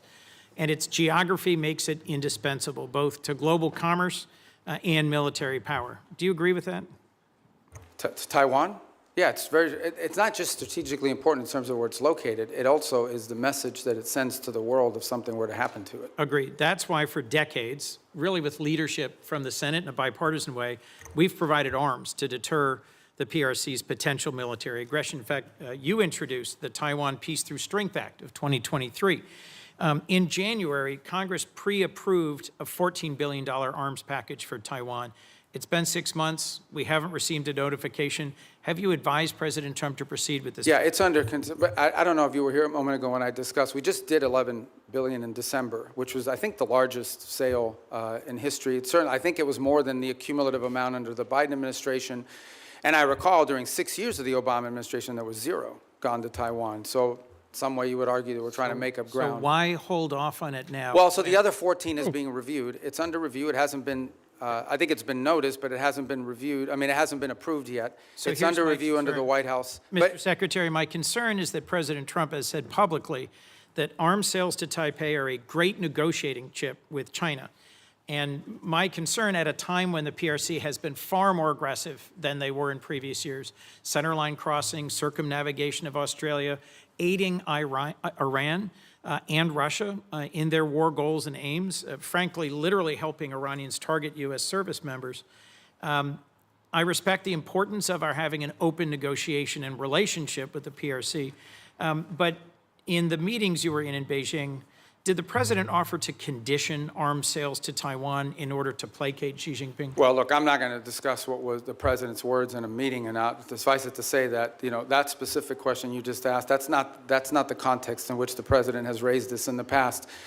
When the president says it's a great negotiating thing, what he's really saying is it's because China, as you can imagine, always mentions this. Like, this is a top priority for them. They are constantly talking about Taiwan arms sales. But that in no way is what is holding up our decision-making or the White House's decision-making. It is something the president will have to decide on the timing of when and how that is executed on. It's been approved by Congress. It's been noticed. The money's available. And as I said, we are just coming off the heels of a very large sale in December of last year. So there are a variety of reasons why these things don't happen immediately. Well, I'll just assert, Mr. Secretary, that there is more reason than ever for the administration with congressional support to continue providing robust military capacity to Taiwan, given that the PRC is more and more regionally aggressive. You also introduced and passed legislation in 23 prohibiting any president from unilaterally withdrawing from NATO. I assume this was because you recognize that our alliances are a key advantage against Russia, against China, against other adversaries. Do you still consider Article 5 an unconditional commitment? Yeah, so let me address that holistically, if it's okay, because I think we have time to do it. First of all, you're right. I have, throughout my entire career in the Senate, and through much of my time now in this administration, been a supporter of NATO. I see its utility. The key, and I'm just being honest with you when we talk about this, one of the key arguments that I would always use on behalf of NATO is the fact that it allows us basing rights that we could use in a contingency operation in a time of conflict, in a time of need, that we just have had.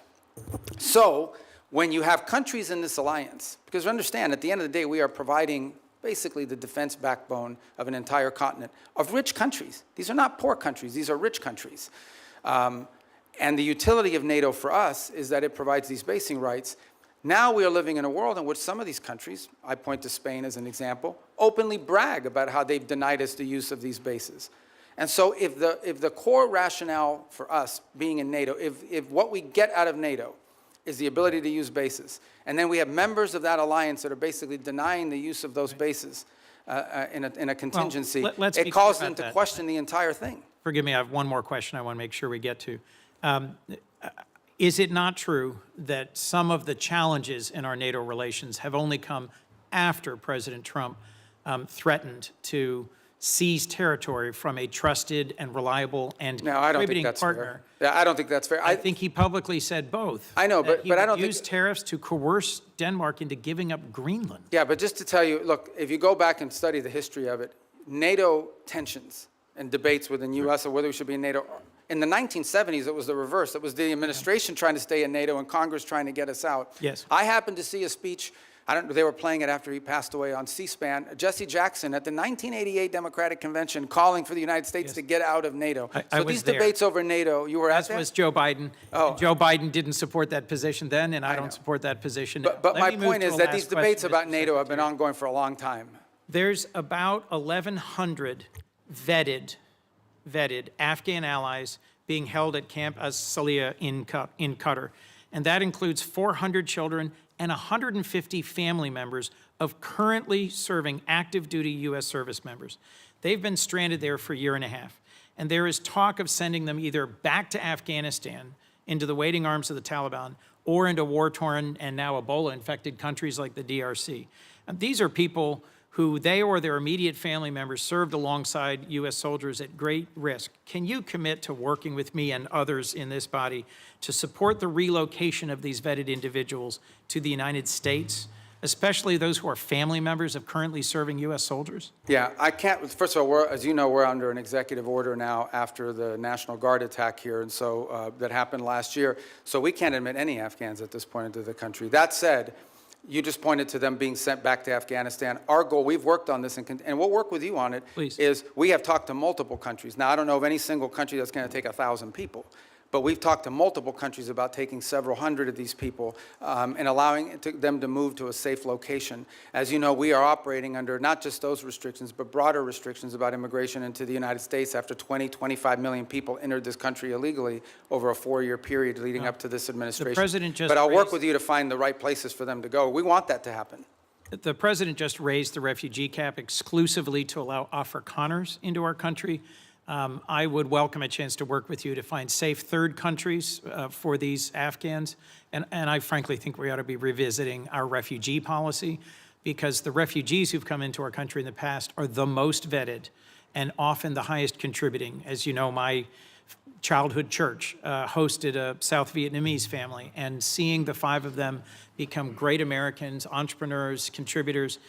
It is refugees from oppression overseas, whether from Cuba or Venezuela, Vietnam or Afghanistan, who have long contributed to the United States. Thank you, Mr. Secretary.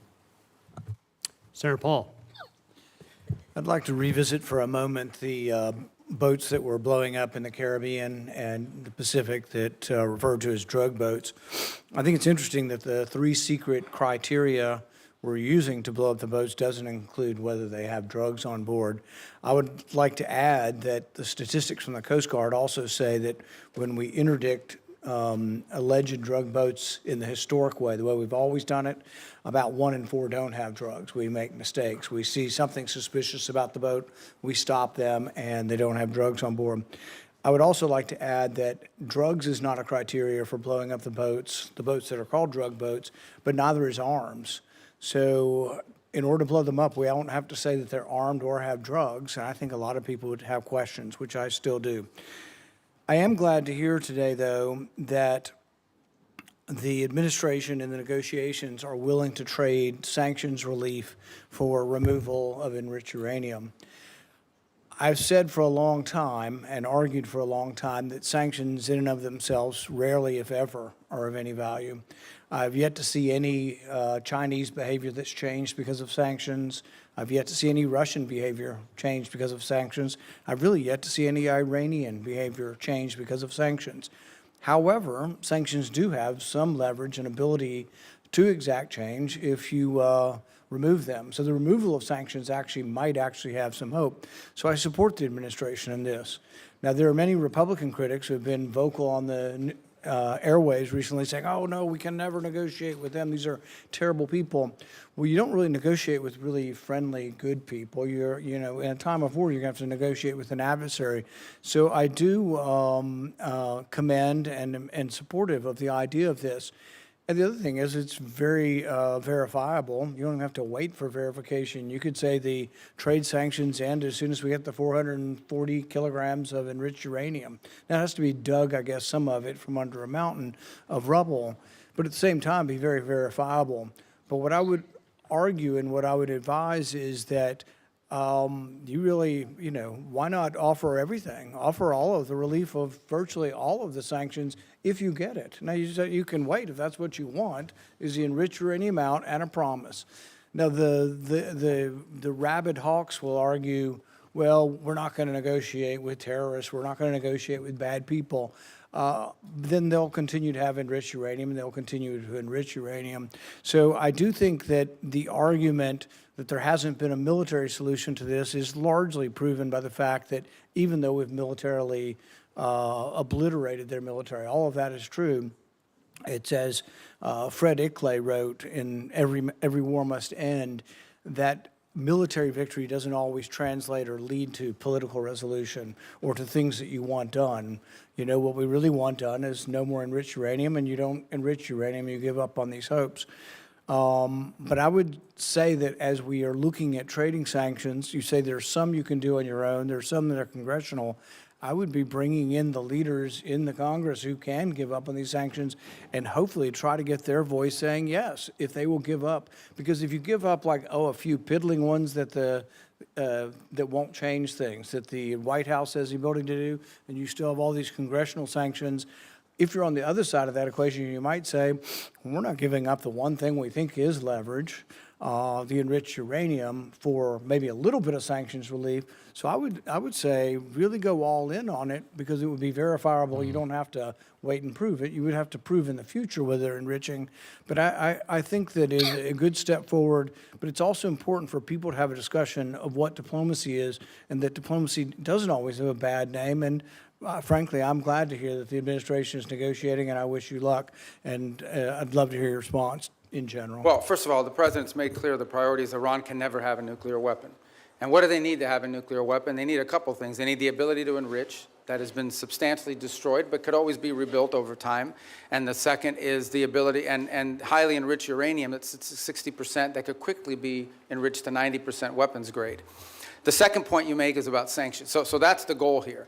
And the sanctions, first of all, there's a combination of sanctions. There's sanctions that block direct sort of activities that generate revenue. And that's problematic beyond the nuclear program, because they also use this revenue to fund sponsors, to sponsor terrorism like Hezbollah and others around the region. And then there's the frozen assets, which are related to sanctions, but these are Iranian assets that have been frozen that they don't have access to. So what I would argue, and again, I don't want to get ahead of myself because we're not engaged in this conversation with them yet, but if you get into a situation in which the reason why there are sanctions are because of the nuclear program, and so if they comply with what we're demanding on the nuclear side of it, zero enrichment, get rid of the enriched uranium, they're complying with these things, then I think that's the place where the frozen assets could be discussed. The more they give, the more they would get. I think ultimately we will still face other challenges related to Iran separate from the nuclear program, like what they use their money on, which is to sponsor Hezbollah and to sponsor Hamas and to sponsor terrorism around the world. But on the nuclear question, which was the president's been focused on now, no nuclear weapon program, the sanctions that are directly related to the nuclear program, the more they give, theoretically, the more they should be willing to get. What they're not going to get it as a down payment. They're not going to get it as a signing bonus.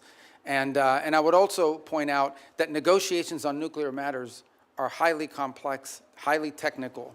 And so it will take some time to work through that, as is sanctions, by the way, highly technical and in many cases multifaceted. There are UN sanctions, there are US sanctions, there are US congressional sanctions. So there's a lot to unravel there. Is benefit from the idea of trading sanctions relief for activity. And if you don't ever trade them, if you just have them on the book, then I think they're of little value in changing behavior. Thank you. Senator Booker. Thank you very much. Mr. Secretary, you and I talked a lot about Africa, and I raised concerns about a lot of the cuts. We're seeing globally an increase in tuberculosis, an increase in malaria cases. We see a continued ongoing on the continent HIV crisis. And the United States has pulled back from a lot of its investments in those areas. Now with the crisis with Ebola, we see that the challenges that have been brought about as a result of our surveillance, early detection, and the like. So I'm just very concerned about what the administration's strategy is, because we're clearly seeing here that what goes on the continent of Africa directly affects our public health as well. Well, first of all, I don't agree with that assessment. I mean, first of all, it's not about cutting back. The response here is not just how much money you spend, it's what results you're going to get. Now, let's talk about Ebola for a second. Ebola, the outbreak in Ebola was in a war-torn, isolated, rural area in the DRC. That's where that began. Since that time, our response has been very quick, very rapid. Well, so you're saying you did not cut early detection periods. I'm not talking I'm saying that whatever you're pointing to as a cut is not the reason why there was an Ebola outbreak. I'm not connecting the two. I'm simply saying. Well, you are connecting them. You said that our cuts. Senator Rubio, I'm not trying to get in an argument with you. I would really like to Mr. actually have my Booker. questions answered. So very quickly, we cut early detection when it comes to infectious diseases on the continent. Factually, this is not an opinion. We made those cuts. We cut early warning systems on the continent. It had nothing to do with the Ebola outbreak. So I don't need to tell you, Secretary Rubio, that we're living in a place where an infectious disease crisis anywhere is a threat to public health everywhere. The United States has made major reductions in these areas that have put us more at risk.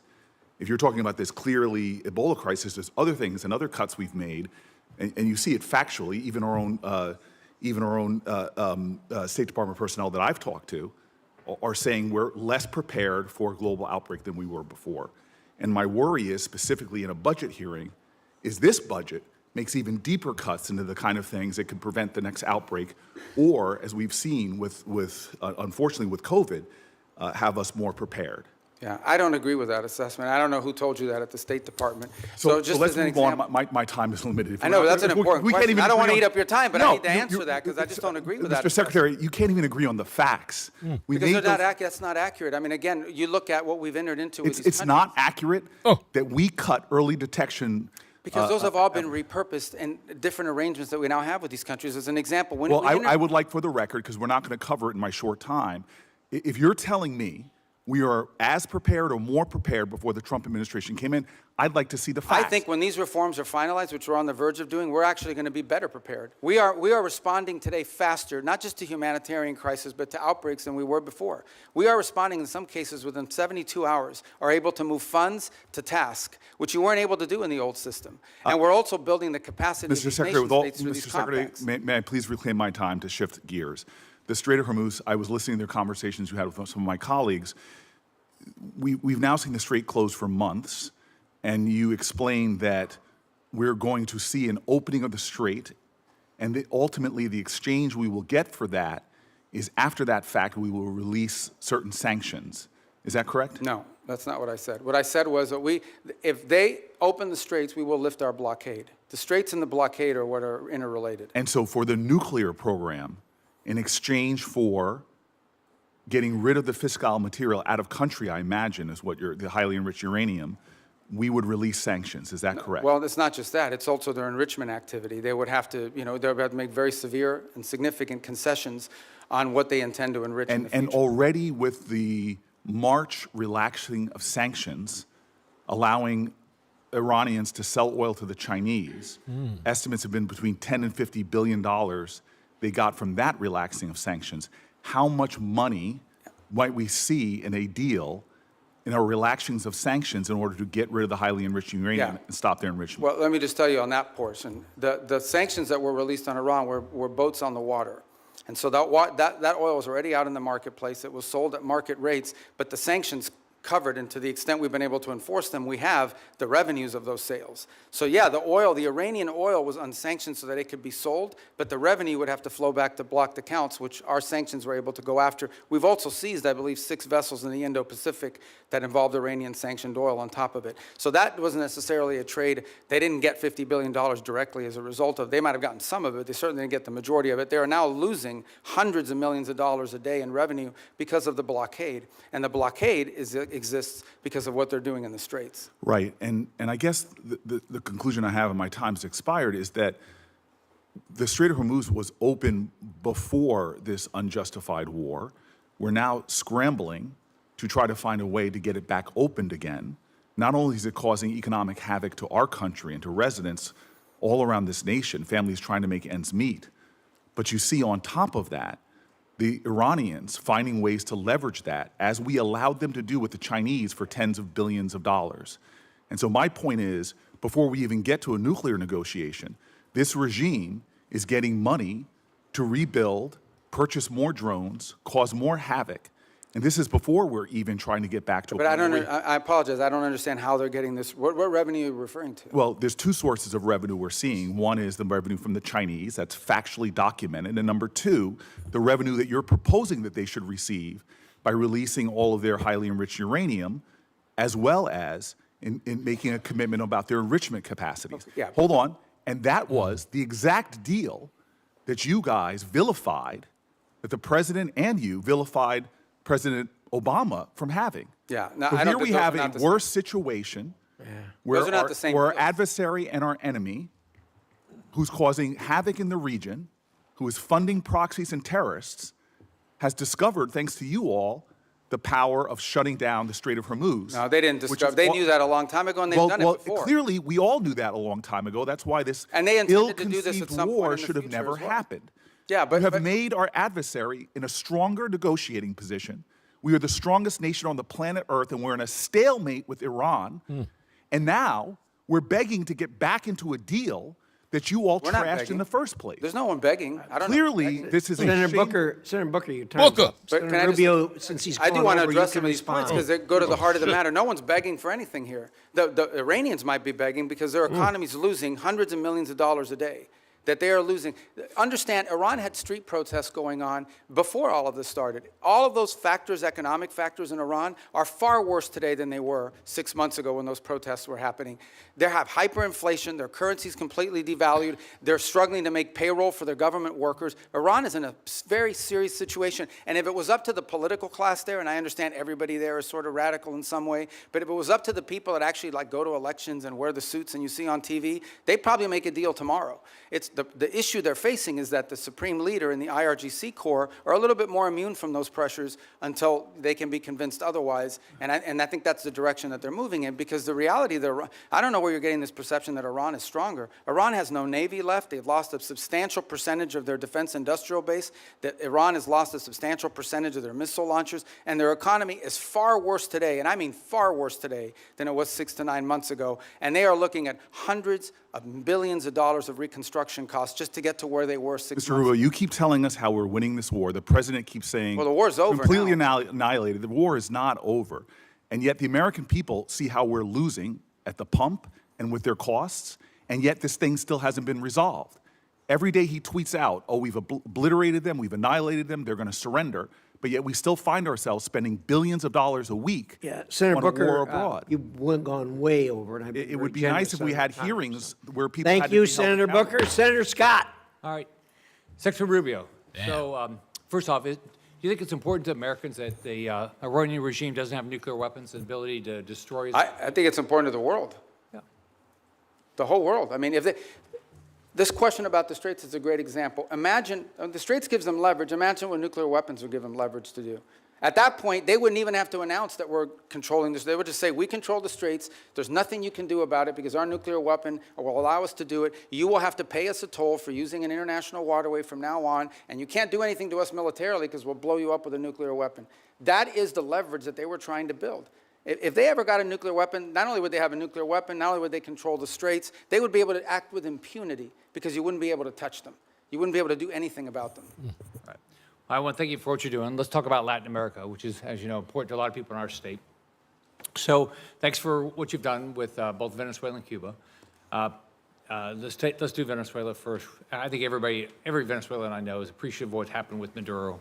And I know you have a three-step process to get to democracy there. Can you talk about where you are? I mean, I know you've busted your butt to try to get Delcy Rodriguez to do the right thing. We still, unfortunately, have political prisoners not released. We still have oppression. So can you just talk about the process you're going through? Well, first of all, I remind everybody, what's today, the 2nd? So it's literally been 5 months. Right. Like, I know it seems like it was 10 years ago, but it's been 5 months. And I think Venezuela is in a better place today and in a better trajectory today than it was 5 months ago. Now, is it where it needs to be? Is it where it needs to ultimately wind up? The answer is, of course, no. Ultimately, in order to truly transition, they have to have multi-party, free and fair elections. But the conditions for free and fair elections are the following. First of all, you have to have a free and open media. And while you've seen independent journalists are now, for the first time, activated again, that has to exist. Political parties have to be given the space and time to organize. The National Electoral Council has to be reformed so that it has members in it that will actually accurately count the vote. You have to have certain conditions in place. I'm not telling you that's 5 years from now, but it's been 5 months, so I want to be relative to that. Here's what I can tell you. For the first time, certainly, since whenever, in the pre-Chavez era, maybe ever, and certainly since the post-Chavez era, the oil wealth of the country is not being stolen.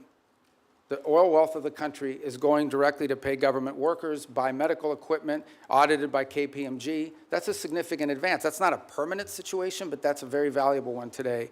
You have seen reforms. You have seen, for example, the infamous prison, El Acoide. It's been closed.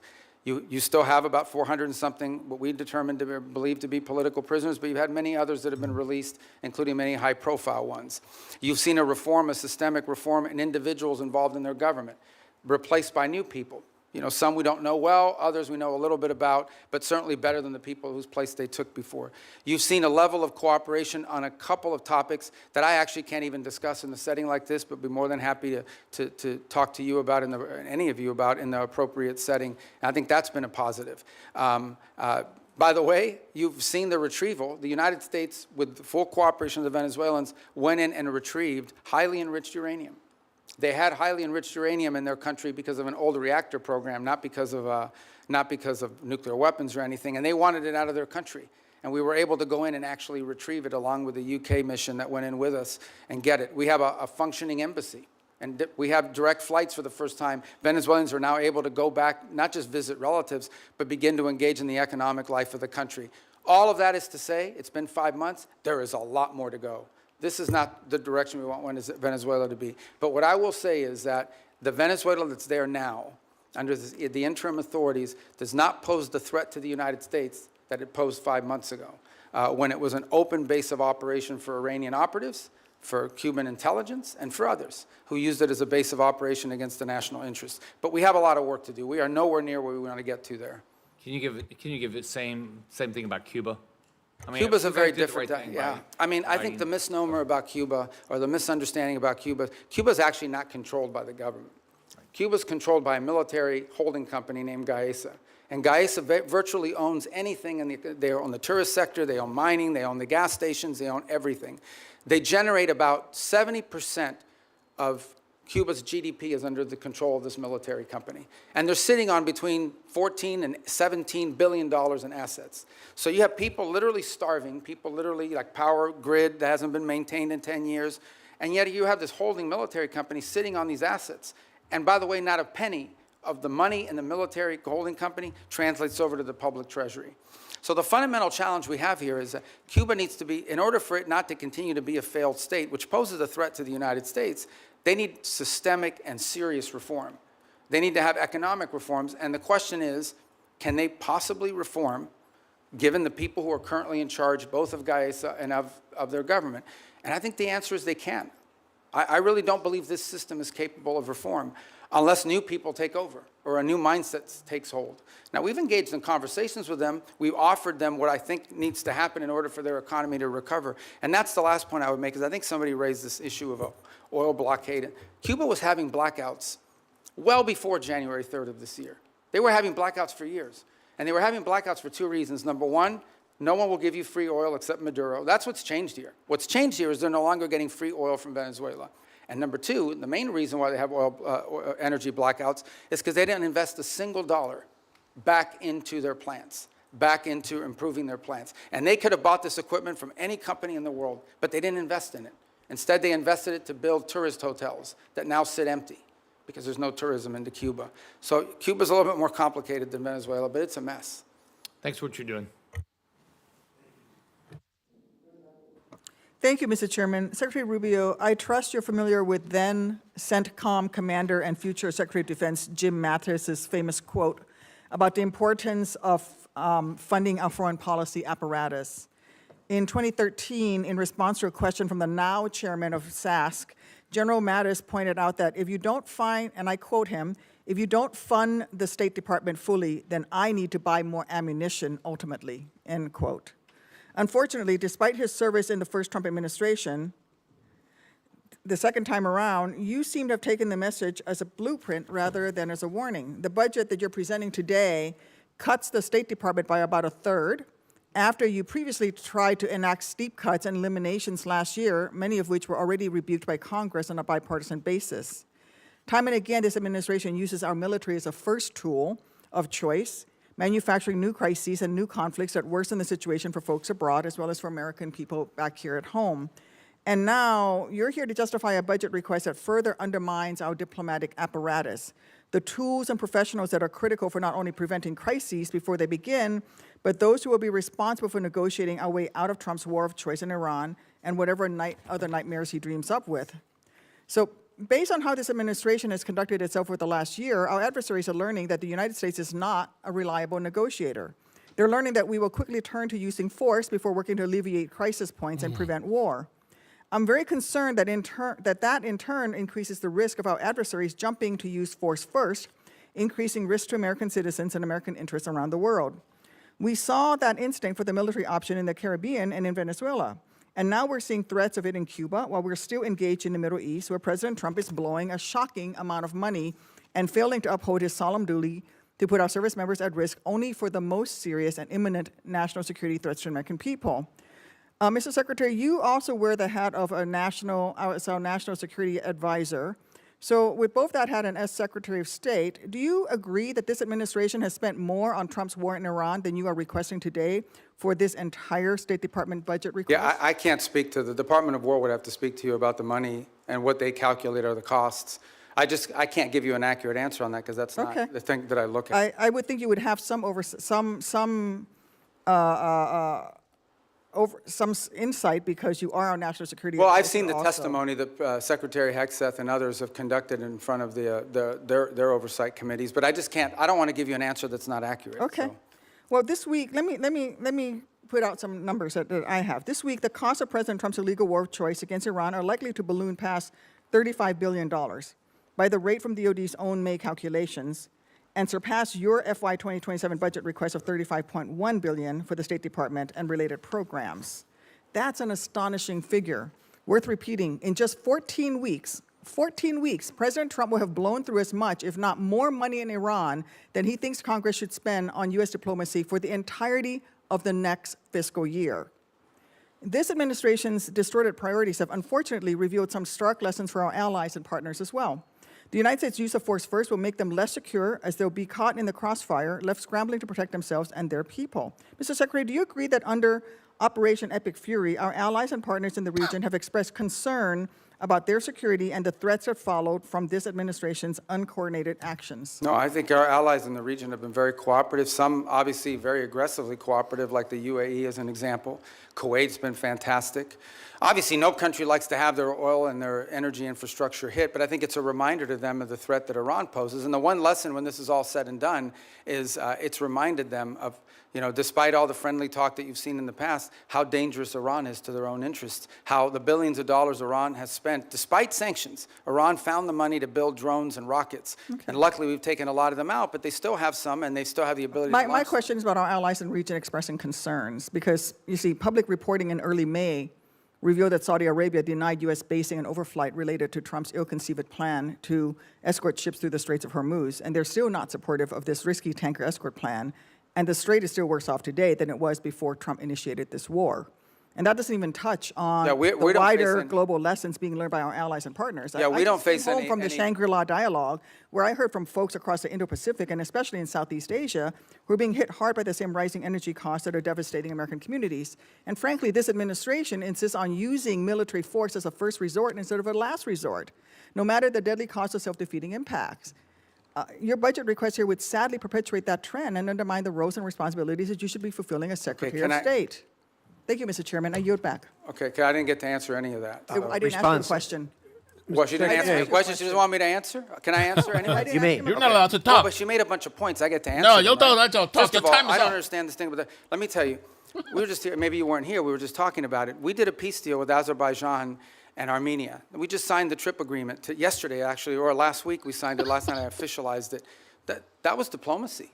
That's great, but the Trump administration has still blown through more money in 14 weeks. Do I get to talk to you? Than No. this entire budget that you're requesting. Senator Duckworth, I'm going to let Senator Rubio reply to the statements that you made at his request. Yeah, that's. But we've got a hard stop at 12:30. Okay, but I know, but she said a lot of stuff. I get to answer some of it. Have- All right. So No. the first is the second is up. India-Pakistan. We ended that war. We were involved in helping broker that. Thailand, Cambodia. That's diplomacy. We've been very engaged in fact, as I sit here now speaking to you, I've got the Lebanese government and the Israeli government meeting at the State Department starting at 8:30 this morning for the 4th time after engaging last week at the military level. So we're carrying out now, we're carrying out diplomacy all over the world constantly and very successfully in many cases. Now let me make one more point that you raised about the budget request. Guys, we understand how this process works, okay? You guys understand. I know because I've been involved all the time. We OMB, produces sort of timelines for every agency. We put forward a budget. We say, this is the money we've been allocated. This is how we would spend it. There is a congressional process, which I'm sure you're aware of.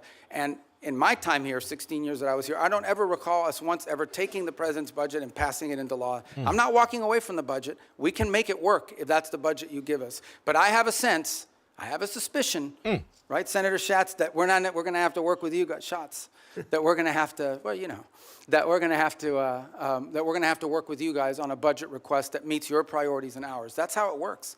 You guys are the appropriators. We have to work within we will tell you what we care about, we will tell you how we're going to spend the money, but ultimately you will provide us a spending bill, and we will work through those parameters. But we have given you what we can live with. We can make it work.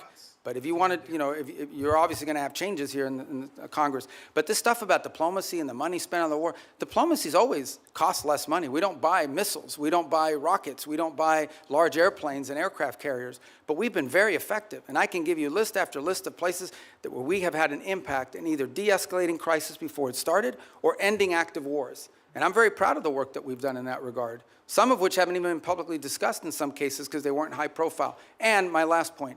We remain heavily engaged in areas that may be not at the core of our national interests, but nonetheless are related to our national interests. You think about Sudan for a moment and the Quad. This has been a very frustrating situation to put together, but we helped convene a donor conference that got pledges for when that is resolved. We've put a lot of time and energy in a situation that now, unfortunately, has turned into a proxy in the Middle East because of the UAE and the Saudis on opposite sides of it.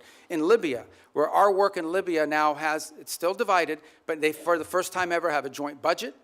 For the first time ever, are cooperating on energy deals that are going to be beneficial to the people of Libya. So I just don't think it's fair to say we're not actively involved in diplomacy on last year's budget and spending, because we are, and we have been, and to great success. Thank you. Senator Curtis. Thank you, Mr. Chairman. Clock setter, thank you for resetting the clock.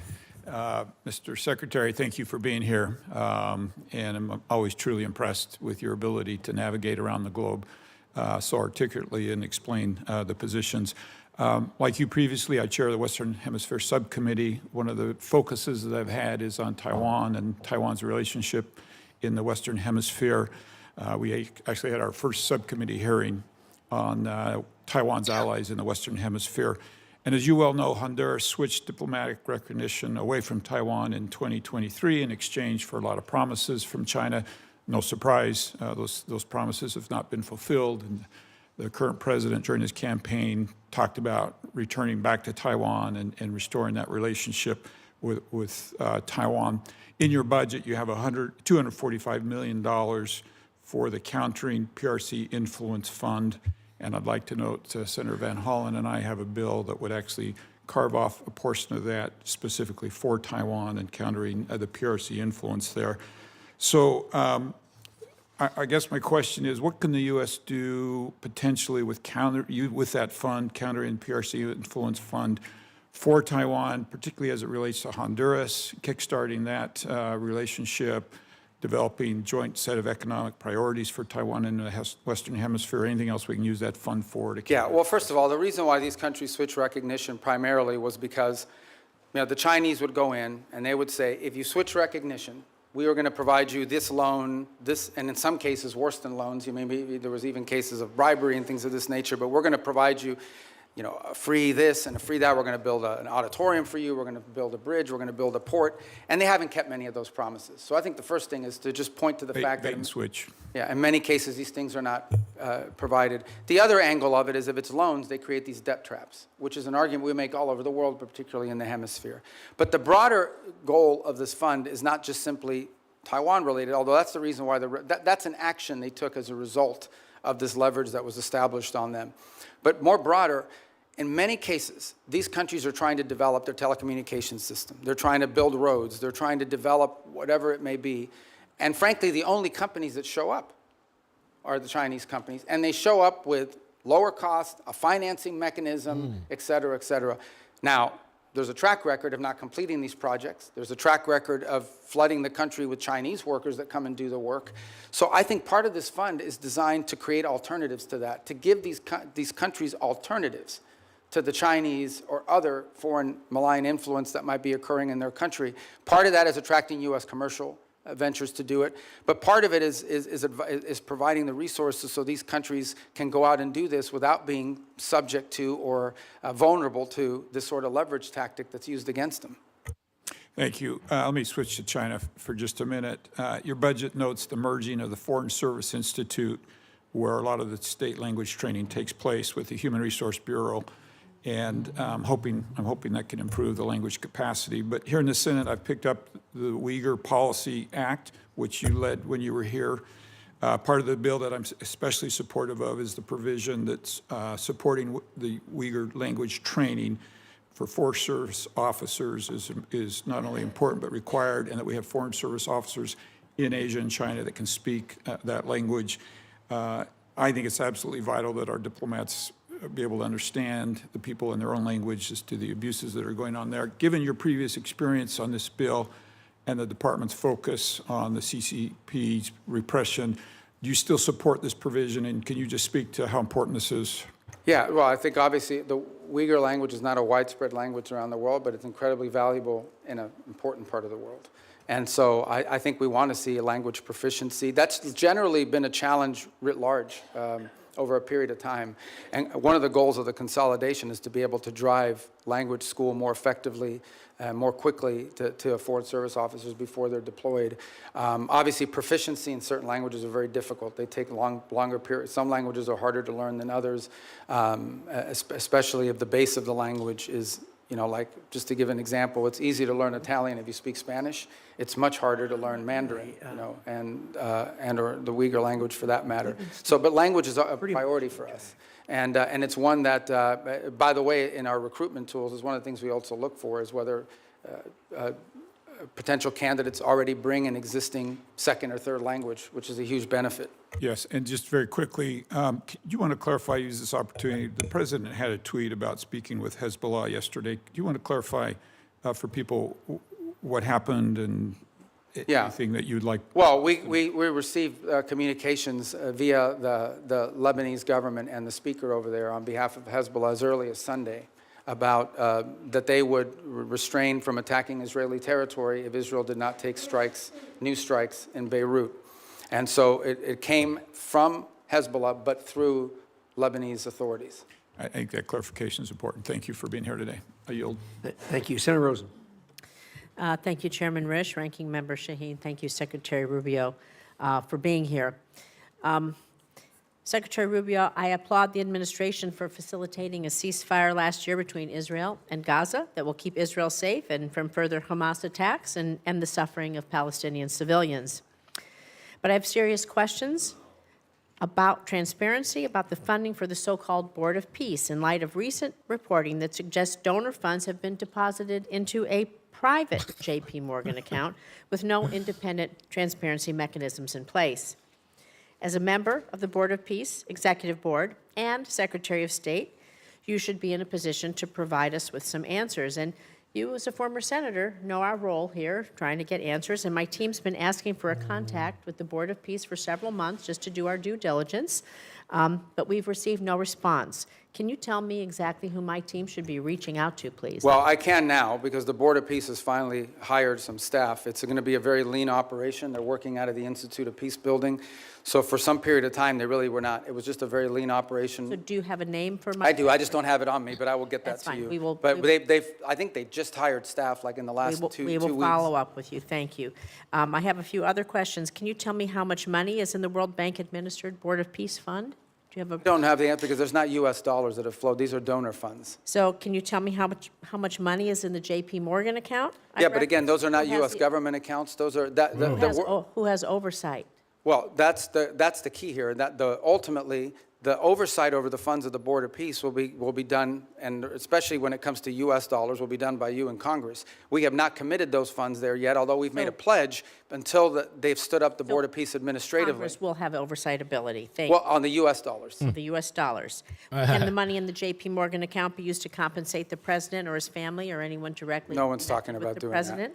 And you said you just hired some folks and it's going to be lean. About how many full-time personnel do you expect? I think they ultimately want to get up to 15 or 20 full-time. I think they've started at 5, And if so I'm is- not mistaken. is I the- could be wrong, but those are the numbers I recall. So is the $50 million in U.S. taxpayer money that your department wants to give to the Board of Peace, is that going to be used to cover this? But I think that $50 million was reversed. We ended up not doing that as a result of the way it was constructed. The Board of Peace is now built out as an international, non-governmental organization. We will follow up with you on that once you give us a contact after this. Thank you.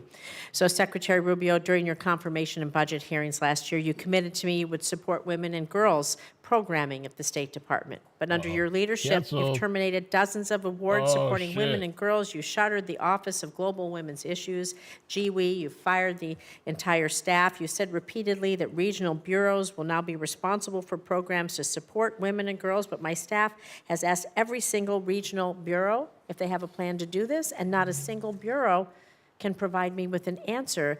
And so, Secretary Rubio, I'm just so disappointed. I want to believe that, you know, you didn't lie to us, lie to me, and so I want to give you an opportunity to explain how women's issues have been integrated into the I don't know. bureaus. Do we have an outline? I don't know of the who's plan? telling you that at the regional bureaus, because that's not accurate. Every regional, now, some regional bureaus have a larger mandate on women's issues than So others. is As there you an example, like in Europe, it's probably less intense Can you tell than in me Africa. who on your team we can reach out to then to find out? Because we're not getting, they're telling us they don't know. Well, the regional bureaus tell you they don't know. That's Not only does correct. every regional bureau have someone in charge of women's issues, or at least in charge of that portfolio, but most of our embassies, especially in some of these key So can- places, Can are we follow advocating up, this. and can I call you Yeah, and of have a course. conversation? Because somehow there's a communication. Yeah, because we didn't eliminate the program. We simply felt that there's a difference between the women's issues, for example, that you would face in Africa versus what you may be facing in some part of Could you name a single new Asia. program that you've stood up in the last, since the GB office was closed? Do you know Well, of any? first of all, almost every single one of our programs that we do now, our humanitarian response to crisis, our food programs that we distributed, all of them have a women's component to it. So- Primarily because in these societies, women are the first ones affected. Please, so we can get some clarification. 'cause Yeah, we we'll haven't been follow able up, to and I'll do give that. you the right people. whoa. But each of these bureaus has someone, or more than one case, The more than last one one person. here is, there is a International Women of Courage program. You and the First Lady have championed. Are you going to commit to maintaining that? The which one, I'm sorry? The Women of Courage program.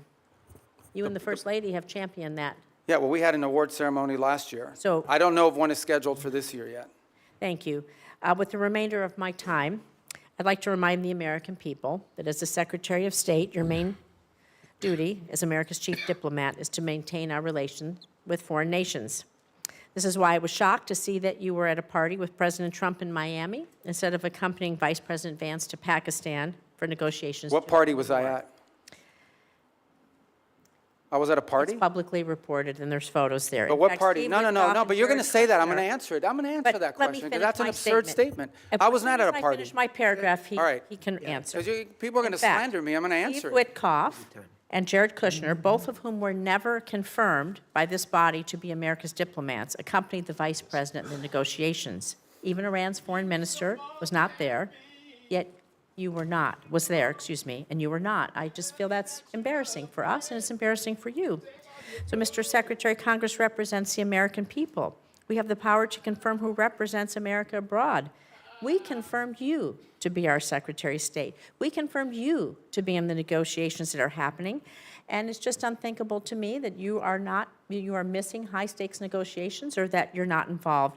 It's sad to see Senator you Rosen, excluded. Thank you. time's up. Yield back. But so let me just Senator, Secretary Rubio. You're should have the 100% opportunity to inaccurate reply. and 100% wrong. Here's why. Number one, the Vice President of the United States was there, and he wasn't confirmed by the Senate. He was elected by the American people. Okay? He is the second in line to the presidency of the United States. He was present. Mr. Witkoff is the president's envoy for negotiation for peace deals. Mr. Kushner is a private citizen that serves as an advisor on these functions. They were the team that we sent to Pakistan. I was not at a party. Where I was is next to the president. Because in the midst of those negotiations, I was in communications with them. And in fact, I think there is media reporting from that evening on how on multiple occasions I went into a back room, I came back out and spoke to the president and was constantly updating him. On that evening, I spoke to Mr. Kushner and our negotiating team and Mr. Witkoff on at least 6 occasions, including twice on a secure line from the phone they had access to over there. So you don't know what you're talking about. You're just Senator making Rosen, stuff up. he has the floor. I know your Please. staff wrote up this cute statement for your TikTok video, but it's not true. And it's not real. That's not what happened. Okay? I'm the National Security Advisor and Secretary of State. I was co-located with the President in the midst of a high-stakes negotiation so that I could immediately inform him about events occurring halfway around the world. I was where I needed to be at that moment because we had a very capable team on the ground in Pakistan, led by the Vice President of the United States. Thank you. Senator Cornyn. Secretary Rubio, I've heard some of my colleagues here on this committee suggest that the U.S. started a war with the Iranian regime 92 days ago. I happen to believe that the Iranian regime started a war against the West and Israel and has been at war with us since 1979. What's your view? Well, if you go back to 1979 and the taking hostages and build it out from there, I don't know the numbers, if we could even add them up. It's incalculable. Thousands of people around the world, including many Americans, have been killed because of direct Iranian action. All the IEDs, those roadside bombs that maimed and killed our soldiers, were all the mastermind work of the IRGC for decades. The IRGC sponsors terrorist attacks all over the planet. In fact, they were involved, for example, in the bombing of a Jewish center in Argentina in 1993 or 1994. They're consistently, it's now, we have people convicted in the United States of America, and one was arrested yesterday, Iranian agents plotting the assassination of American political leaders, including the President of the United States. They've been waging nonstop, not to mention their massive sponsorship of Hamas, of Hezbollah, and all the activities those groups have undertaken. So you're absolutely right that the Iranian system has been waging war on the West. But why is anybody in the United States in specific for over 3 decades, but why is anyone surprised? They openly chant death to America, death to Israel. They openly say Israel's the little Satan, but we're the big Satan. So I think at some point when people say this repeatedly, you believe their rhetoric and their actions back their rhetoric. This is a very dangerous regime. And the notion that they would ever possess nuclear weapons, that people that are willing to conduct those kinds of terrorist acts would ever possess a nuclear weapon is unthinkable, unbearable, and unacceptable. And it's not going to happen under President Trump. So ever since since the Iranian nuclear program started, and they basically blocked the IAEA and others from doing the inspections that would be required in order to monitor their use of enriched uranium. We've had presidents, Democrat and Republican, say that a Iranian nuclear weapon was unacceptable, but it took President Trump to actually do something about it. It shocks me to hear some of our colleagues suggest that there was not an imminent threat from an Iranian nuclear weapon. You and I both sat in the same skiff on the Senate Intelligence Committee. We won't talk about the details, of course, but we knew that they continued to enrich to the point where they could produce a nuclear weapon within a specified time. There's some debate about how long that breakout would take, but the idea that an Iranian nuclear program did not present an imminent threat to the United States, to me, is just ludicrous. And I think it defies all evidence to the contrary. But do you think if they had acquired a nuclear weapon, that would change the ability of the United States and our allies like Israel to deal with this nuclear-armed Iran? I think if Iran ever acquired a nuclear weapon, they could very well use it, because given the theological nature of their decision-making. But just as problematic is they would have immunity. At that point, your options on what you could do about them would be quite limited, and their ability to hold the world hostage. They'd be like North Korea, for example. They'd be North Korea, but worse. They'd be better funded. They would at that point decide that they own the Straits of Hormuz forever, and everyone has to pay them a toll. And nuclear weapons, you can't do anything about it.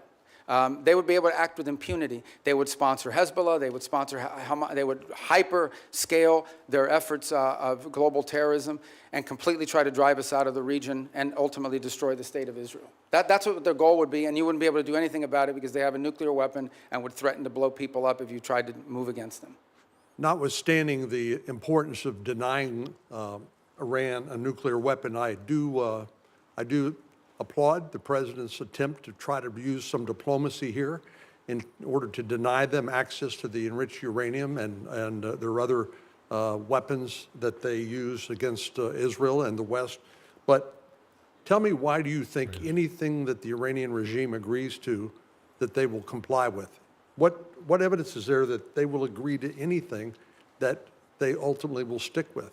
Well, again, and that's why any deal with them you have to enter into it with clearly verifiable steps. So as an example, simply putting something on a piece of paper is not satisfactory. You have to actually commit to doing it, then you have to actually do it.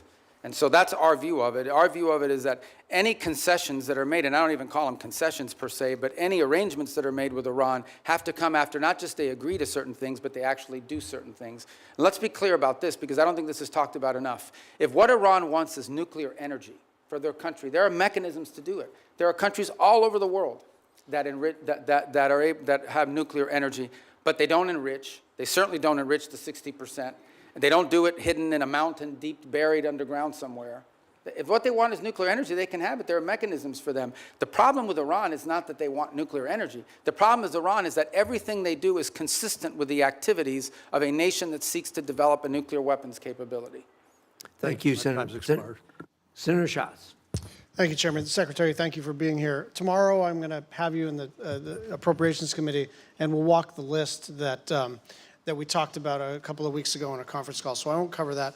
I want you to sort of answer the China watchers who saw that visit to China and saw that NVIDIA is now going to sell H200s. I understand that's not our highest technology, but it's better than what China has, and that's why people are worried. And that, I mean, it's pretty plain that the president violated one of the 6 assurances. I understand that the ambassador and you and others have sort of followed up to kind of smooth the edges, but I mean, it's pretty clear. He says, we discussed arms sales in great detail. It depends on China. It's a very good negotiating chip for us. So what do you say to China watchers who say they got some pretty good deliverables and we didn't get much? I don't see the trip. There were some deliverables, you know, the purchase of additional Boeing aircraft, which of course is beneficial to the Chinese as well, but helps our company, some of the agricultural concessions. But the trip was largely, for the most part, about the fact that the 2 largest, most powerful countries in the world have to have direct interaction with one another. And this was an opportunity to do it. He will reciprocate by visiting the United States later next year. Separate from that, and I don't know if you were here at the outset in my opening statement, or maybe it was in response to one of the questions, I think 2 things are clear. Number one is that we're entering into a period of strategic stability that I think serves the interests of both countries, because the last thing we want is a largely destabilizing event in the Indo-Pacific. But the second is that there are clear differences of priorities. There are clear irritants in that relationship that are longstanding and that are going to be long-term. As in, critical minerals dependencies, things of this nature. So it's one of those relationships that's going to require very deft diplomacy and mature decision-making. Sure, and this is why I like our engagement. Like, that makes sense to me, but it seems to me that if the main objective is to kind of touch gloves and initiate conversations, then why give away any of the things that they're already seeking in exchange for essentially nothing? I mean, you're basically saying it's better to talk than not to, it's better to engage than not to, it's better to be in a period of stability than not. I agree with all that. I just don't understand why we would want to sell them our second best chips, and why we would start to at least complicate the question of our assurances regarding Taiwan. I'm going to move over. We're going to stay in the Asia-Pacific region. Money. The Marshalls, the Philippines, and Tuvalu have declared a national emergency on their energy situation. South Korea says its energy crisis is a war-like situation. You've been around a long time on this committee and now as secretary.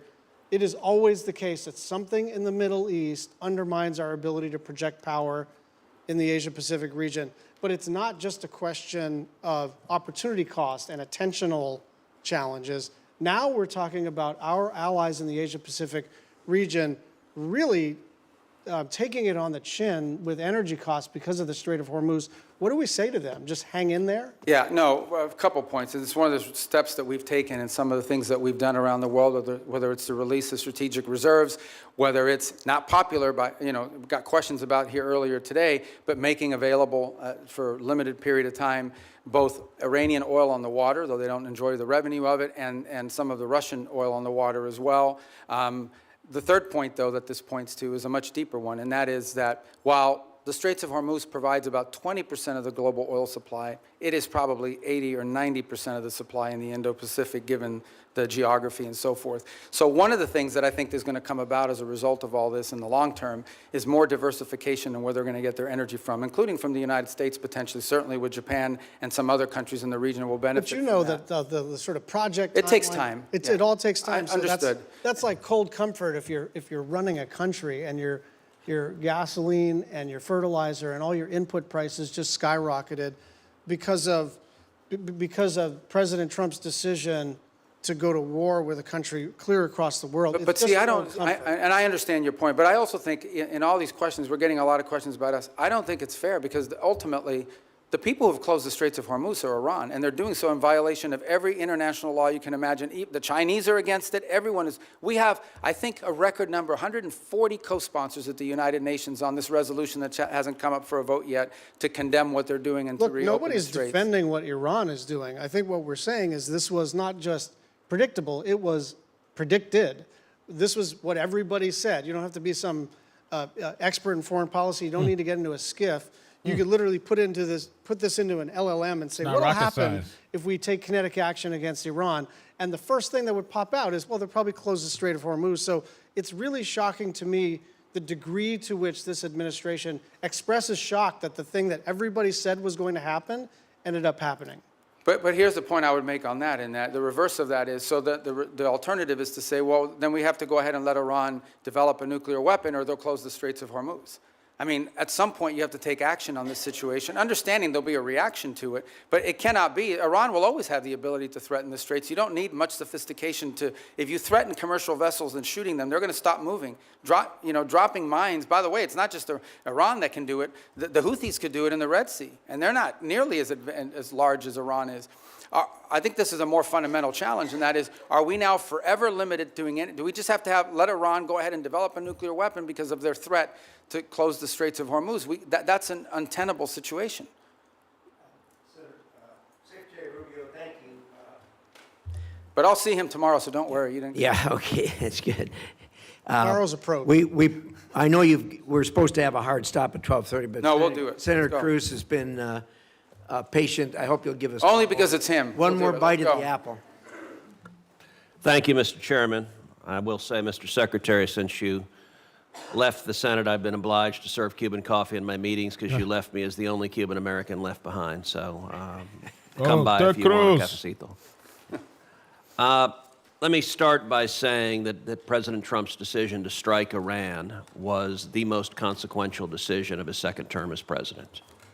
And I want to commend you, I want to commend the president and the entire administration on the extraordinary success we have seen. In less than 40 days, the United States has utterly and completely destroyed the military and nuclear infrastructure that the Iranian regime spent nearly 50 years building.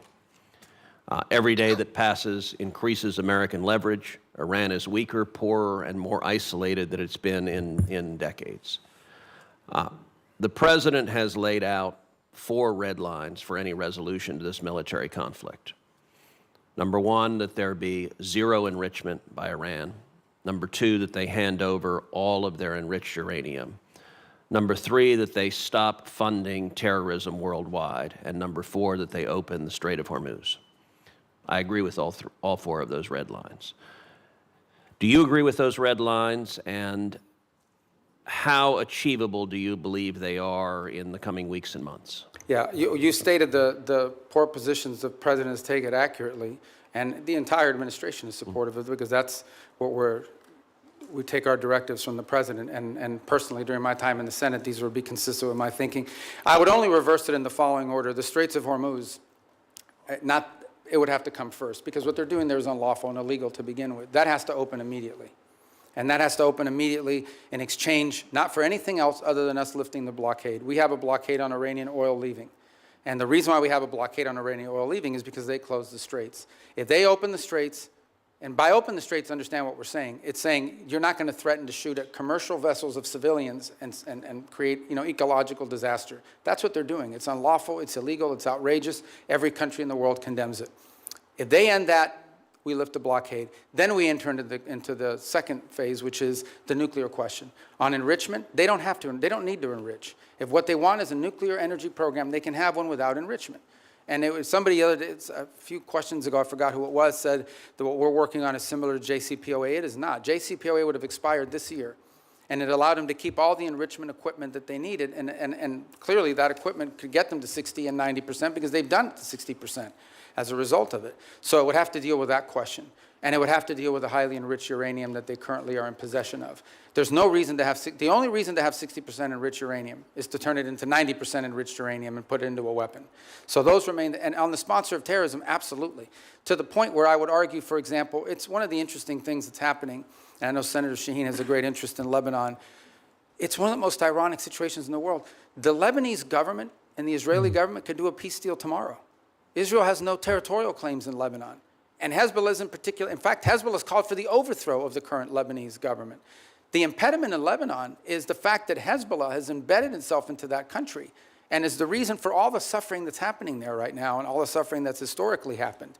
Entirely funded, entirely controlled by Iran. There is no Hezbollah without Iran.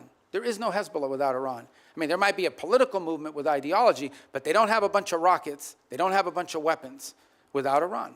They are a complete, total proxy of Iran, and that's the kind of activity that needs to be. I want to come back to Hezbollah in a moment, just focusing for a second on Iran itself. For some time, I have urged the administration, I've urged Israel to arm the protesters in Iran. I don't think it is fair to expect the Iranian people to stand up, protesters to stand up with rocks against soldiers with machine guns. Are we arming the protesters, and should we be? Yeah, I'm not aware of any program to arm civilians in Iran to overthrow their government. I mean, there may be other countries doing it or other elements doing it, but certainly not the U.S. government. All right, let's go back to Hezbollah. So you spoke with the Lebanese president, Joseph Aoun, over the weekend. You know, the State Department sent out an email to journalists shortly after your call in which the State Department, a spokesperson, said, quote, Iran wants to prolong the conflict in Lebanon so it can claim credit for saving the day.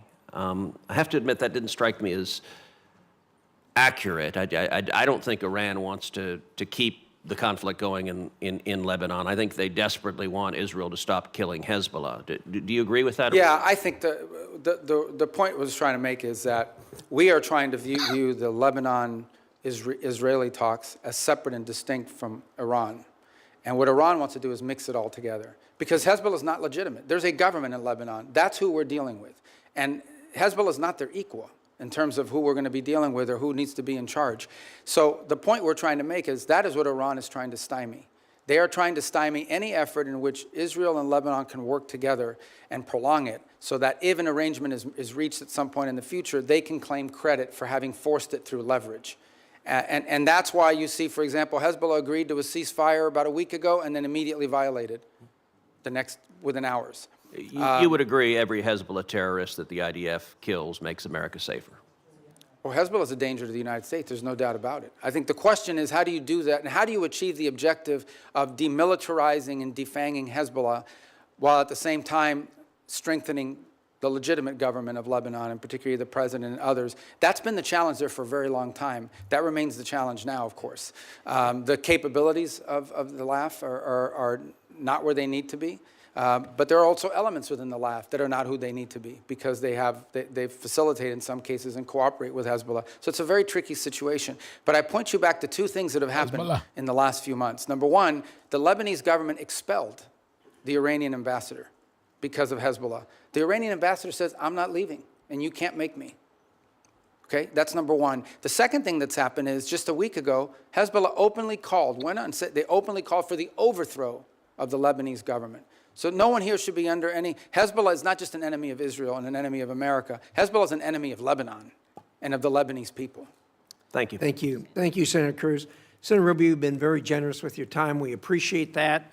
For the information of the members, the record will remain open until the close of business tomorrow, June 3rd. With that, the committee is adjourned. Hear ye, hear ye. Hear ye, hear ye. Yo, how you guys doing today, man? What'd you guys think? It was all right. It's all right. I think they're a little softball. They kind of softballed them a little bit, but it was all right.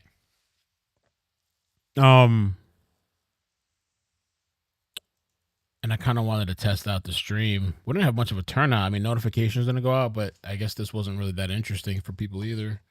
At least my audience. I do plan to come back later today. There's some stories. I'm trying to see what we cover.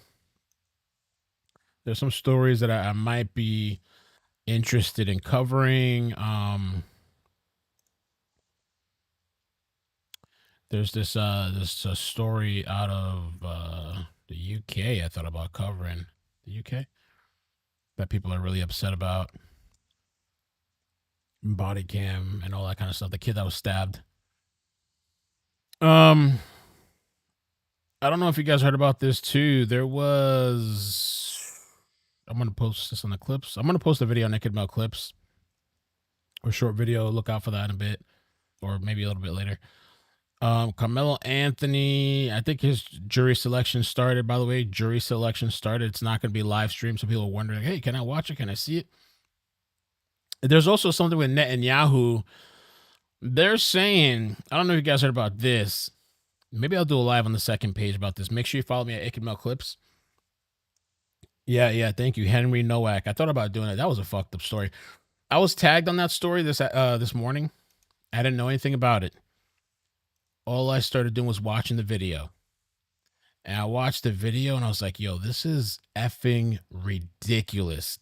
I think the perp was treated like a victim and the victim was treated like the perp. It was so crazy. Stabbed, dying, and they're like, get the handcuffs on him. I'm like, bro, this guy needs medical attention. They were more concerned about arresting this kid, and because they thought he said something racial, which there's no evidence of. They thought he said something racial to this guy. And so, you know, the UK people out there, get the handcuffs on him, mate. Oh, get the handcuffs, mate. I was like, yo, this is fucking ridiculous, dude. Oh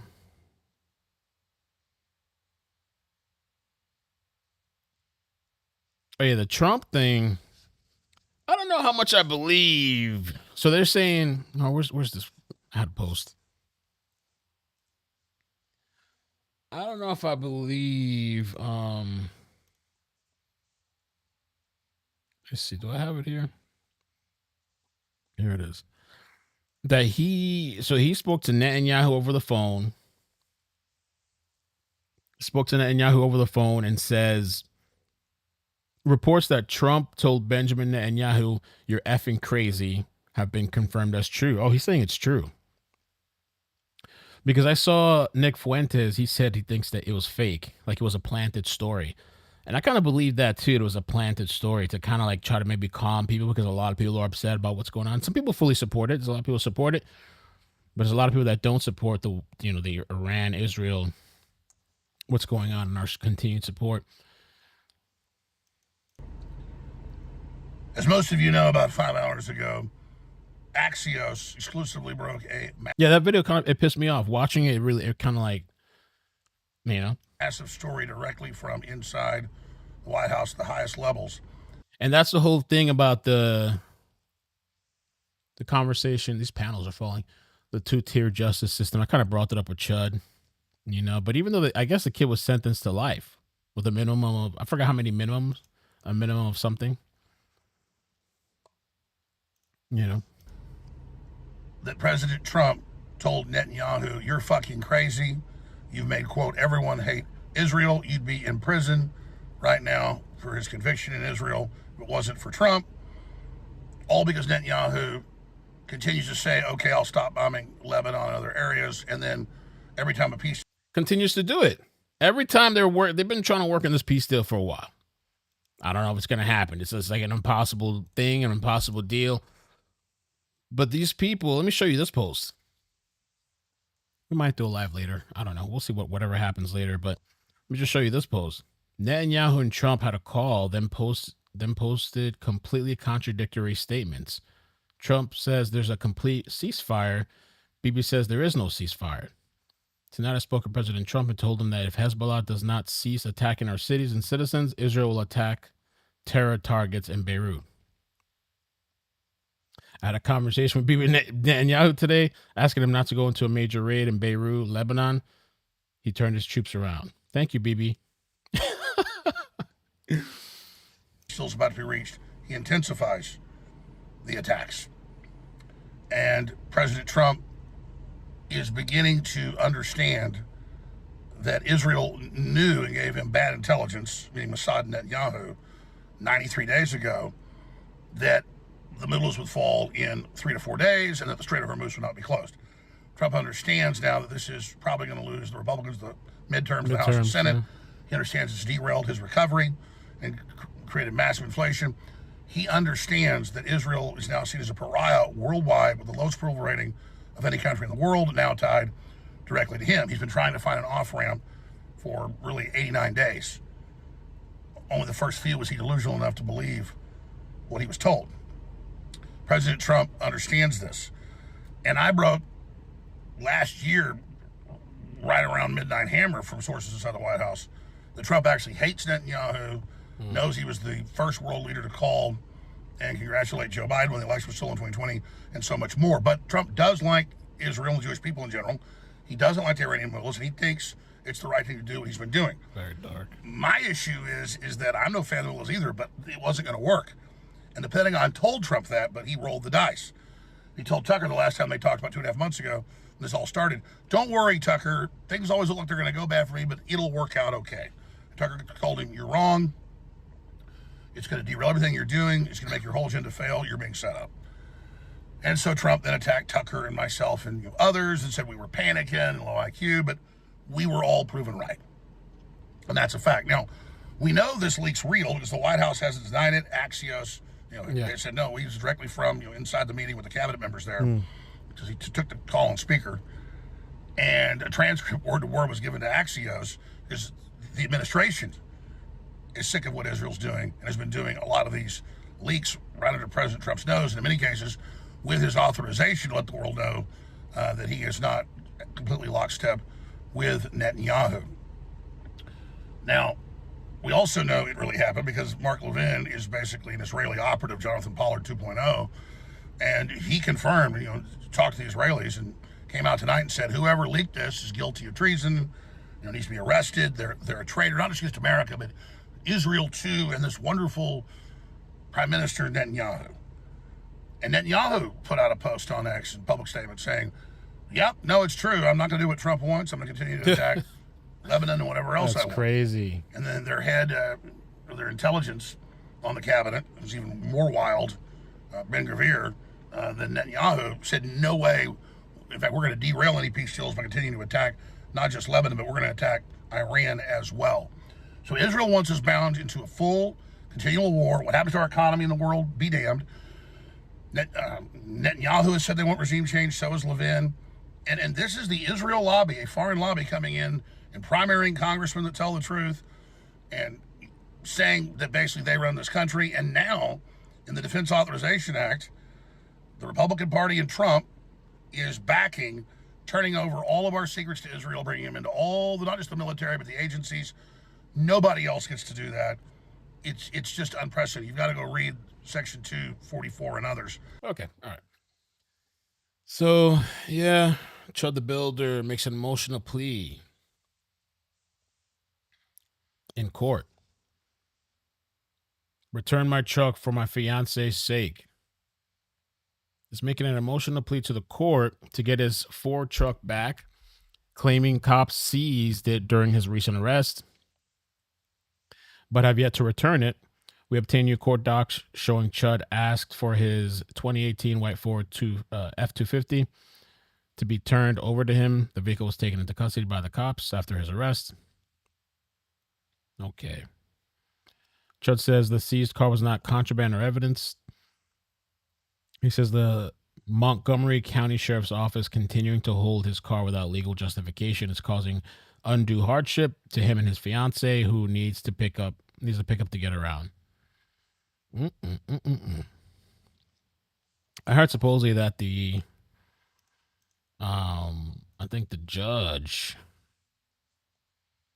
was trying to. I want to cover this. The judge, not the judge. The lawyer is trying to get the bond revoked or something. I don't know if that's true. Chud the Builder.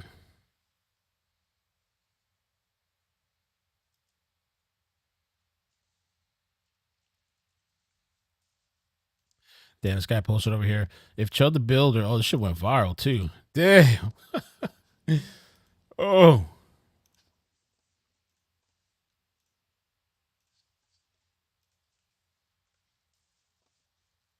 Went viral. Hey, TMZ, if Chud the Builder really had a fiance, why was he walking around the mall hitting on 16-year-old girls the weekend before he was shot? Oh, Lord. Well, I saw the video clip. I think he had hit on a girl, or a girl was looking at him or something, and I think he said, how old are you? She said 16, and he was like, hell nah. He was like, I'm good. I'm good. But still, the fact that he was, hitting on a girl, I guess. But post went viral. Oh, I know they're not going to like that. Jeez. All right, guys. I'm going to head out for now. I will catch you guys later. We'll see what today brings. I got to keep doing a few more tests for these live streams. Trying to fix the color and stuff, pigmentation, trying to align it up for the streaming.